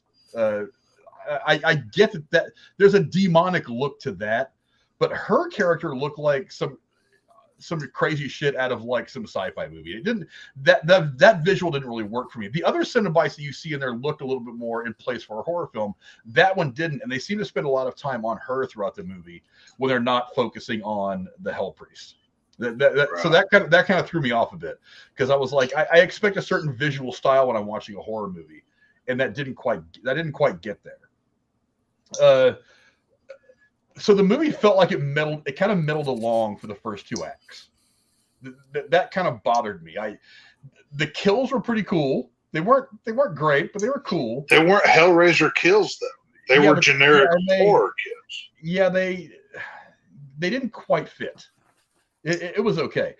I will say that I did really like the 3rd act when they get into the house and all that shit starts popping off. I actually like that house. I love the stuff that happened in the 3rd act when they were at the house dealing with the Cenobites. I actually really, really liked that. I also really liked her realization at the end, where the priest is trying to tempt her into doing the same thing that Vought did. Yeah, which gift? Back. And she's the one that's like, you know what? I'm going to beat you by doing nothing. I'm going to beat you by not choosing to move away from this thing. And I thought that was kind of a very cool ending. A bit anticlimactic, but it fit for the story, and I thought it worked out pretty well. Did you catch the post-credit scene though? I did. I was actually about to mention that the addition of another Cenobite, as in the very end of the movie, you see Vought, who has been sucked up into this weird. Again, it looked more like a spaceship than it did anything else. It was very sci-fi, didn't really fit, but whatever. It is, it is what they gave us. He gets sucked up into this big whatever it is, and it shows the process of him being turned into another Cenobite. And that was actually some really cool visual effects, like grabbing his cheeks here and ripping them off. Mm-hmm. And you see the strip of skin being ripped off his face and tied to whatever is up here, and the nails just drilling themselves into his neck. That was a very cool visual. Damn. Oh yeah, it was a cool visual. I mean, God damn! All right, watch the last like 20 to 30 minutes of the movie just to see some of the visuals. I mean, that works out really great. But yeah, and you could probably go on YouTube and find just that one scene of Vought going through his transformation. That was very cool. I also loved like the visual symbolism of him being like on a thing that like changes shapes at the end as the camera's backing away. You see him kind of like strung out, almost like in a crucifixion kind of thing. You got like a little cross. Yeah, he's the angel Cenobite. That's what he's supposed to be. Yeah, so I loved that visual. I thought that was awesome. But for the most part, this movie, it didn't get good till the end for me. It seemed like it was a little too slow. And when it finally did get going, I think it was just a little too late to save it. Now, I know that Clive Barker was involved in this, because he did eventually regain the American rights to the franchise, because I know he didn't really have anything to do with the last 2 or 3 films. Something like that. I don't think he's been involved in anything past 3 here. To be honest with you, I'm not for sure. Because I remember liking the first 2 Hellraiser movies and not really getting into anything else. I'm going out on a limb, but I think after 2 he wasn't involved anymore. And I could be wrong about that. So please check my homework here. But I'm pretty sure after Hellraiser Part 2 he wasn't involved anymore. It went weird. Okay, Hellraiser Bloodline was the last one before this one to involve Clive Barker. It's Bloodline 3 or 4. I can't remember. It's the 4th installment. It says it's the 4th installment. Okay, yeah. It came out in 96. Okay. It's the 4th installment of the Hellraiser series. It serves as and there's like 10 or 11 of them in total. It serves as both a prequel and a sequel. I don't know how you do all those things at one time, but whatever. It's like, okay, that's horrible. Those things are kind of binary. I don't know how they work together, but whatever.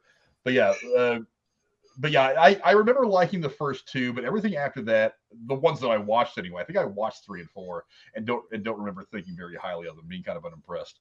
But this is the first one since 1996's Hellraiser Bloodline to involve Clive Barker, and they probably put out 4 or 5 more after that. Many of them just went straight.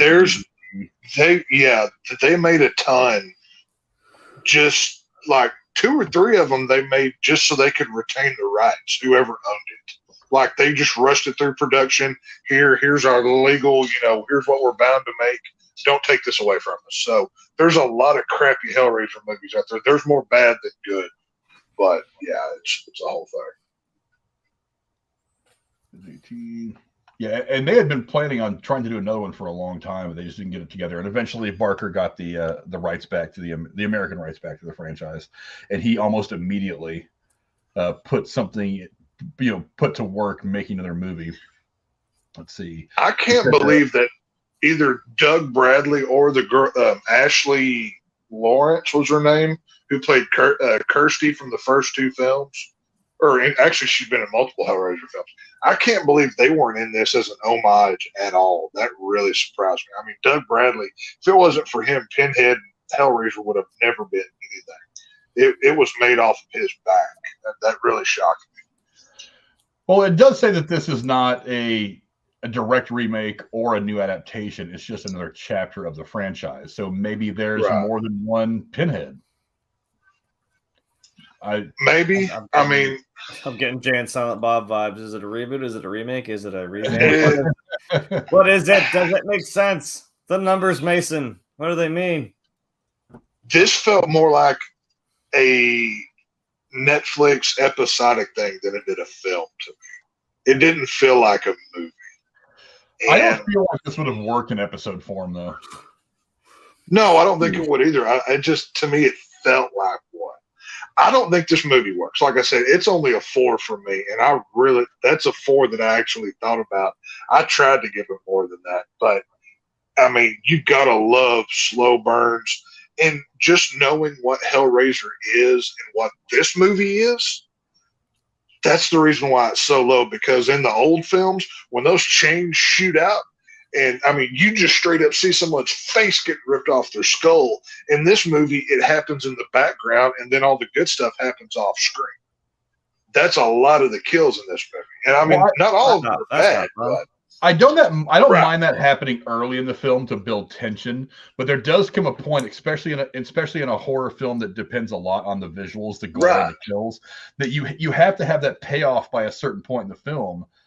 Right. As part of the natural progression of a horror film. So you can't have everything happen on screen. You can't leave too much to the imagination. Some of it you actually have to show me that person getting, Jason running the machete through someone's chest. You have to give me that visual. You have to give me that payoff to build up to the eventual climax. It was too clean of a movie. It was too clean, too polished to be Hellraiser. It just doesn't work. And I mean, if you like it, God bless you. I'm glad you enjoyed it, but I'll never watch this movie again. This will get added to the pile of Hellraiser sequels or requels or prequels or whatever the crap you want to put on it that I never go back to. And I mean, I hate to say that, but it is what it is. Was it just like Texas Chainsaw Massacre? There's a reason why it's because of the way it looks. It looks gritty. It feels like you're sitting there sweating in humidity with them and shit. It just feels exactly right. When you watch the first two Hellraisers, you feel disgusting afterwards. Like, oh my god! Yeah, I need a shower. Right. You watch this, you're like, oh, was that it? Okay, all right. Are we done? Yeah. Yikes. I was not over impressed with the movie. I was hoping for a little bit more in the body of the film. Like I said, the third act actually went pretty well. Once they get into the house and shit starts popping off, I actually really enjoyed what I got out of that part of the movie. I thought that's kind of where it leaned into a bit more of the kind of standard horror tropes. But I was like, it seemed like it developed a little too slowly for me in the first half of the film. You know what I mean? The one thing I can't praise enough is Voight's house in this movie. How it has that metal structure on the outside of it. That is a literal representation of the lament configuration itself. Depending on which switch is flipped or doorknob is turned, that casing on the outside it had layers to it, just like the box itself. And I love that house. It had like the maze inside of it, and you had Voight with that thing pulling his nerves, or what body part was on that? Could you tell what that was? Was it pieces of flesh or nerves, or what was that? That whole apparatus going through his chest? Yeah, I have no idea what that was. It looked. I could not figure it out. Yeah, I couldn't figure it out either, because the way now as it starts to fall off and stuff like that, it looks like whatever it was had replaced his heart. Because as it's falling apart and you see his chest and everything refill back in with organs and tissue and ribs and stuff, it looks like the heart kind of grows out of that blank space too. So I think whatever it was replaced his heart, but I don't know what its purpose was. Maybe I'll have to watch the movie again. I just missed it. But yeah, I'm not. No, I watched it twice. I'll never see it again. No, thank you. I don't need that kind of Hellraiser punishment. Yeah, and maybe he described what it was. Nice.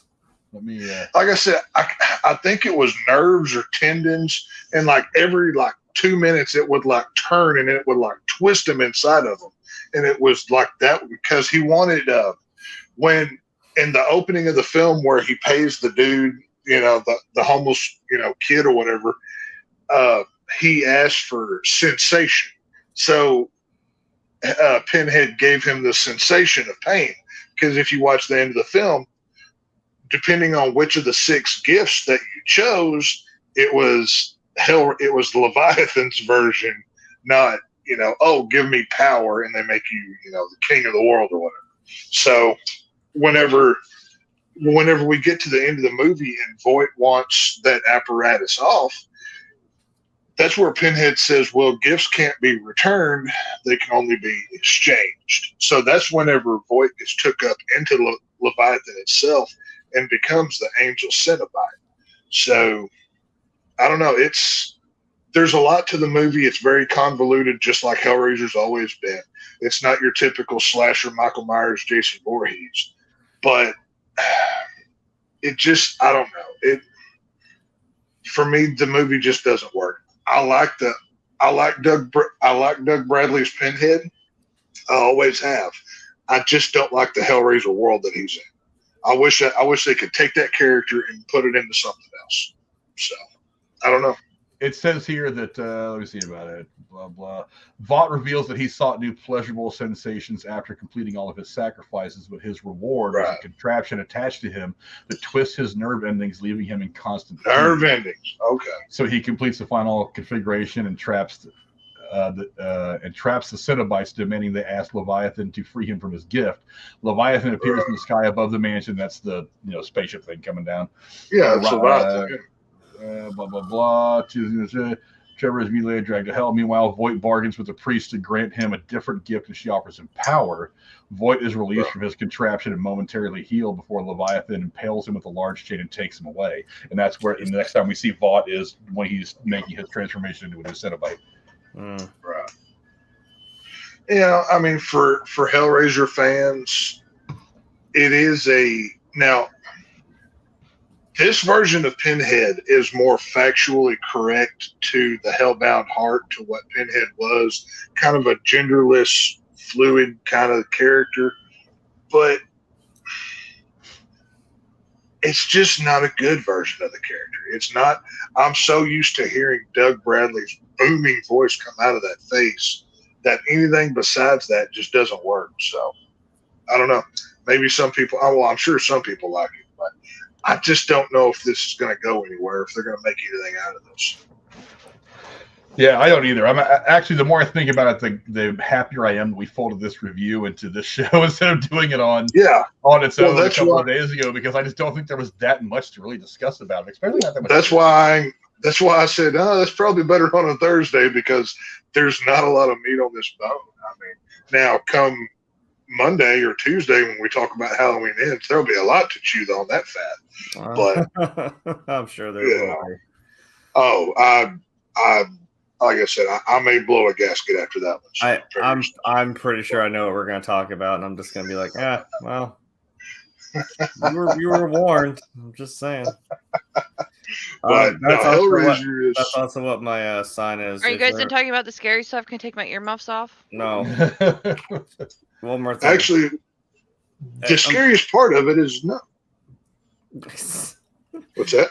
No, I was saying that because I've fallen off the horse talking about and pointing out my sign.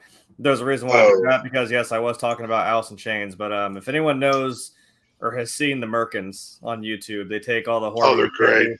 Man in the Box. They did Man in the Box for Pinhead. That is so goddamn funny. Mm-hmm. That's a good one. That's what that Hey, was.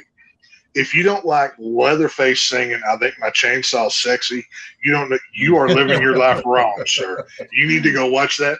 As soon as this show's over, go to the Merkins and go and put in Leatherface chainsaw and you'll figure it out.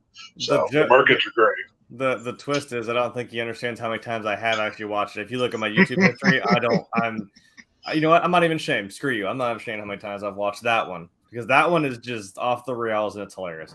I'm not even like a big country music fan, but I'm like, yeah, but it makes sense to make Leatherface the country guy and these are just hilarious. I love this because I know the songs, but I know these versions of the songs better now because I listen to them so fucking often. When you watch Leatherface saying, I've got victims and I wear their faces instead of Garth Brooks' friends in low places, you can't not laugh. I will tell you, it's amazing. This past weekend, after the Haunted Cave, we do our, traditional, hey, we're going to go to Waffle House at 3 a.m. because they love that shit. They know when we come in there.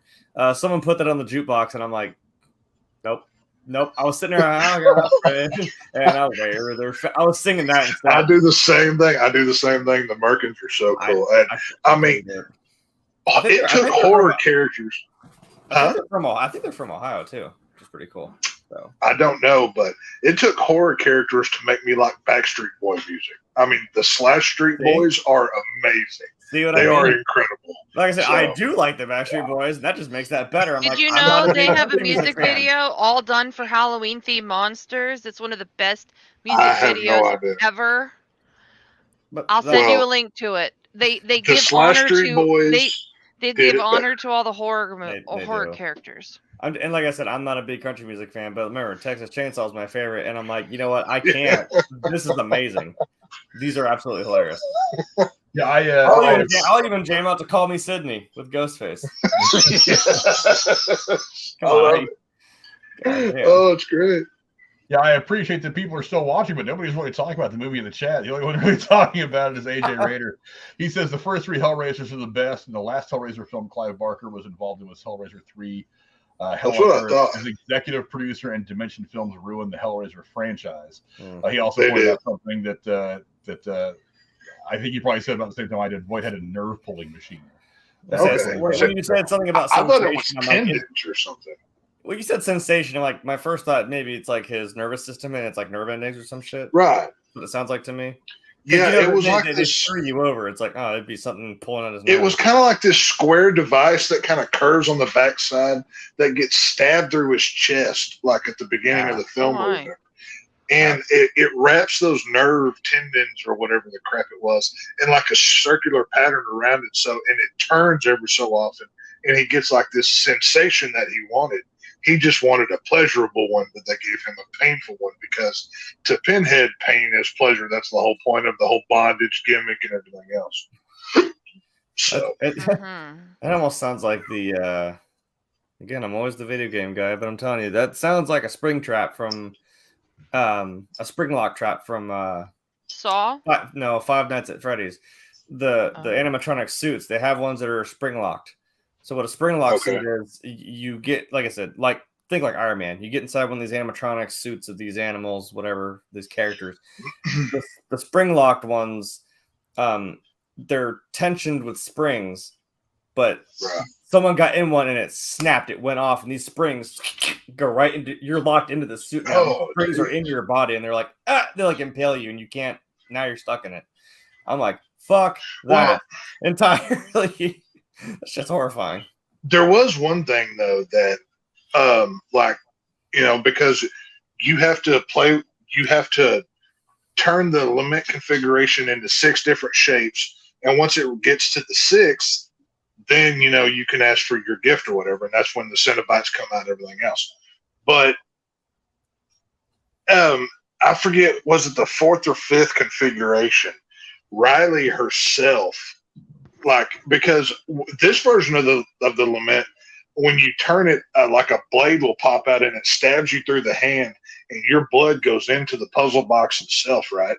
And Pinhead basically says, well, either you die or you sacrifice your friend. And they're behind this metal gate and they're hiding. and this is why I said Chatterer got done dirty in this film, because Chatterer's walking up to them behind the gate, and she stabs the puzzle box into Chatterer when he's already a Cenobite.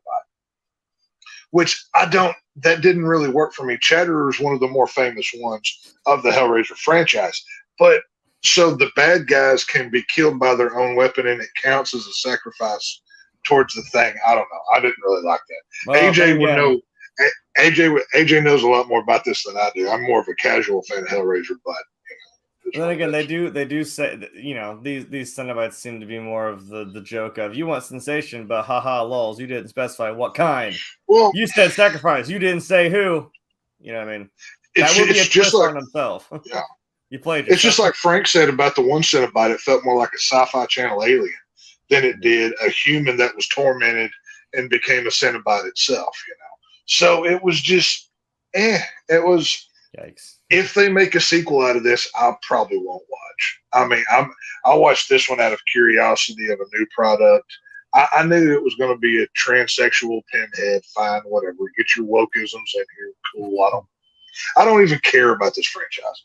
But it's, it was just an movie. Like I said, a 4 is as high as I can go. I couldn't do any more with it. It's just not well. So. AJ, I think it may have been Jennifer that accidentally timed you out. Yeah, it says Jennifer. I don't want to say it, but I think she may have pressed a button by mistake. She pressed it by mistake like 4 times. Jesus. AJ's cool. AJ's a cool guy. I know him. Like AJ's good. He's cool people. Yeah. So. AJ's good. He's been around the community for a while. He's a supporter of the. He's a bad touch, Jennifer. Bad touch. Bad touch, boo. But yeah, I mean, go down in the comments below. Let us know what you guys thought about Hellraiser. Have you watched it yet? I personally, I didn't really have a problem with this incarnation of Pinhead. Pinhead is just evil. All the people bitching about it, it's a female Pinhead. I'm like, it's just evil. It doesn't really matter what form evil takes. It's just evil. Did you know that Cenobites aren't real? Yeah. Who cares? It's like if a ghost is floating around, does it really matter if the ghost is a boy or a girl? It's a ghost. It's trying to kill. If it's trying to kill you, it doesn't really matter. But I mean, because if you're talking, I don't think we were worried about what sex Slimer was in Ghostbusters, for fuck's sake. He's just hungry. We need to check his parts, by God. Slimer, show us your undercarriage. Let's see what you're working with. But again, I thought it was a really good ending to a movie. A really good ending to a movie that just kind of drug out for the first 2 acts, and by the time you get to the 3rd act, again, the 3rd act was really fun to watch. It was good horror stuff. But by that time, I was kind of already mentally checked out. So I love the visuals over the course of the movie, but the story itself, I don't know. I'm gonna try to go back and watch it again. But it just didn't quite hit the way I'd hoped it would. But maybe you guys think differently. So let us know in the comments if you guys like the movie. I thought it was kind of drab. But like I said, 3rd act very good. I appreciated the actors and what they did in it. I like the characters. I like their performances. But that's about all the good stuff that I can say about it. Anyway, that's a good place to start wrapping things up, as I still have one more She-Hulk review to do with Connor from the Horny Goat, and I need to get that all set up. But before I go, I do want to say thank you to my amazing co-host for all the great talk about all these great stories today, starting with the Dowager Countess Lady Cora. Where can the folks find you on the internet? Nowhere, and I'm dealing with a doggy kind of thing, so I gotta go. We'll talk to you later, Cora. Good luck. Short and sweet. And then obviously the Shape from the Lone Star State, one of the 2 horror experts on this channel, my man Tex. Where can the folks find you on the internet, my man? At /Vision on Twitter. I don't really do anything there, but hey, follow me. What the hell? Why not? Right? So sure. If it fills some time in your day, go nuts. But other than that, you'll see me here if when we're talking horror or whatever. So that's about it. Tune in next week when we discuss the glorious film that is Halloween Ends and all of the goodness and blessing that tremendous film has. 10 out of 10 on IGN. He says that through just wait till what did they do to my boy? What did they do to my poor boy? But Where's my It's yeah. where's my veto that's about it. card? Look how they massacred my boy. Other than that, yeah, check me out here. That's about it. And of course, my hetero life mate, Jeremy, who Cora said in the chat earlier, said he looks like Dexter from one of the final seasons of the show. What do you got going on right now, bro? Not a damn thing, because it's spooky season, which is my busiest season. So I apologize that I built all that up for absolutely no payoff. Sorry, I blue balled you all, but Kind of like the Hellraiser movie did. Well, is that what it was? Well, if I start having little pins growing out of my face, well, yeah, that's not the box. That's a Tesseract. So just no I'm freaking out. It's not the Lamette configuration. It is not. But yeah, that's the handle down there. That's the handle for Twitter. I don't really do anything except for complain about work and maybe talk about shit here. I don't know. I feel like I should do something with social media, and I'm in that weird age where I'm like, I didn't really have it. I don't necessarily need it either. So I'm like, well. Exactly.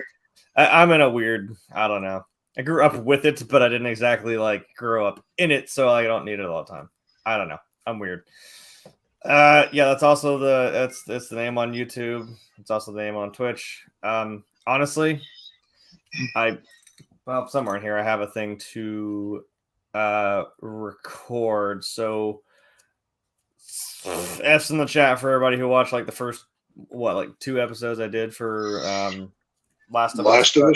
Yeah, I think you did two or three, didn't you? I know. I watched 2. I think there is actually only 2. Because I kind of did it by like the parts of like who you're with and whatnot. Okay. So because I did that first little part like a test and the setup, and then I did like Bill, and then we kind of stopped there. So I think I did 2. I might just wipe that slate clean and maybe just re-record that just on my own. But I could keep putting it out and keep it going, because the streaming, it's not helping, and the sound issue is pissing me off, and I can't really determine it as I'm going, and I hate to, it's go time, and I'm trying to fix it while it's going. So every time you would pick up a weapon or walk into something like this, staticky, hellish noise would be in your ears. It was weird. Because I noticed that, like I said, I did a little short test of like I ran around the game a little bit, and I could hear it too every time I swung, every time I shot, every time I just knocked a piece of glass over with my fucking foot, and it happened. I'm like, so if I iron those kinks out, and I can actually like record something, listen to it, and I could tweak it and keep fixing it instead of trying to do it on the fly, which is more stressful. Getting more little white hairs in my beard here is pissing me off. So I also need to shave this shit. In the words of Negan, I need to shave this shit.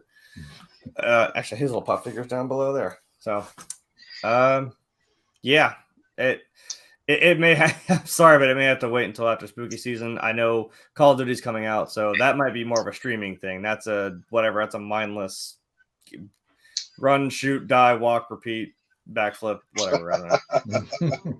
Backflip, that's the most important part. Make sure you backflip. Yeah, that's more advanced warfare, but whatever. I digress. That's serpentine. It's gonna be a lot of weaving, a lot of fucking kneecapping some little Timmies. I got to get the practice in before they all buy it for Christmas. So I got to have a leg up on them. Damn right. Go check him out. Go check out all his cool gaming shit when he gets back around to it anyway. As for me, you can find me here, normally every Thursday, but there's going to be a slight interruption in broadcast over the course of the next 4 or 5 weeks. But we will be back here probably on Tuesday doing our review of Halloween Ends. And we'll be, I'm sure there's going to be plenty of discussion for that. Again, it's probably going to be early November before we get a chance to get back to the regular Thursday thing, as I am going to be moving from one house to the other over the course of the next couple of weeks. So, and I need to concentrate on that just to get it done. But I'm going to still try to do probably some short stuff here and there and start to make a plan as to how we're going to approach things from November on. But we should be back up and running full force to do the Black Panther Wakanda Forever review, which right now is scheduled for, I believe, November 15th, which is going to be a Tuesday. So we'll definitely be back up running full strength for that, and then from that point on, we'll be back to doing our usual Thursday thing. Cora's said that she might do a couple of videos to put up in the meantime, doing some reviews of things that she's seen. So you can look forward to those if she wants to do them. We'll definitely get those up on the screen. I've talked to Jeremy a couple times about anything that he wants to do on the channel. He can do it. He actually has all the information. He can just go do it. So when Jeremy gets time, he'll probably start throwing some stuff up there as well. I was gonna say, I can, like I said, if I'm in this weird time, I can maybe more so to start recording stuff and putting it out, and then that's something we can all watch in the meantime. Yeah, but if the content is coming out a little slowly over the course of the next few weeks, it is just a temporary thing while I get everything moved into our new place. Life happens. When we do get in the new place, I am going to be able to do a few more things differently, kind of aesthetically around here, that hopefully will help everything look a little bit better. And like I said, hopefully the next couple of months, I'll be able to. My schedule at work will level out to the point where I'll be able to do a few more things during the week. I've had to lay off doing the NFL talk. I've really enjoyed doing that with Tex. Casey's come on there a couple times. Oh yeah. And we've talked at fantasy football, NFL, but it's just like the schedule's been so busy that was kind of the one thing that I could sacrifice. I wanted to make sure we still talk about the movie stuff, but don't go anywhere. We're not, again, it's going to be a little bit slow in the output for the content, but it's only going to be a temporary thing. We are going to be back running full force at some point here in the next 4 or 5 weeks. But until then, there's a whole catalog of stuff. We've had this channel up and going full time for about 2 years now, at least. So there's plenty of stuff you guys can go back and watch. Go back and watch some of our other reviews, some of our other videos. And thank you guys. You guys kick ass as always. I will be actually doing another stream later on tonight with Connor from the Horny Goat, breaking down the final episode of this is episode 9 of She-Hulk. And boy, some stuff to talk about on that episode as well. So come join me and Connor again here in about the next 20 minutes or so. And until next time, we'll see you guys later. Adios. See ya. See y'all later.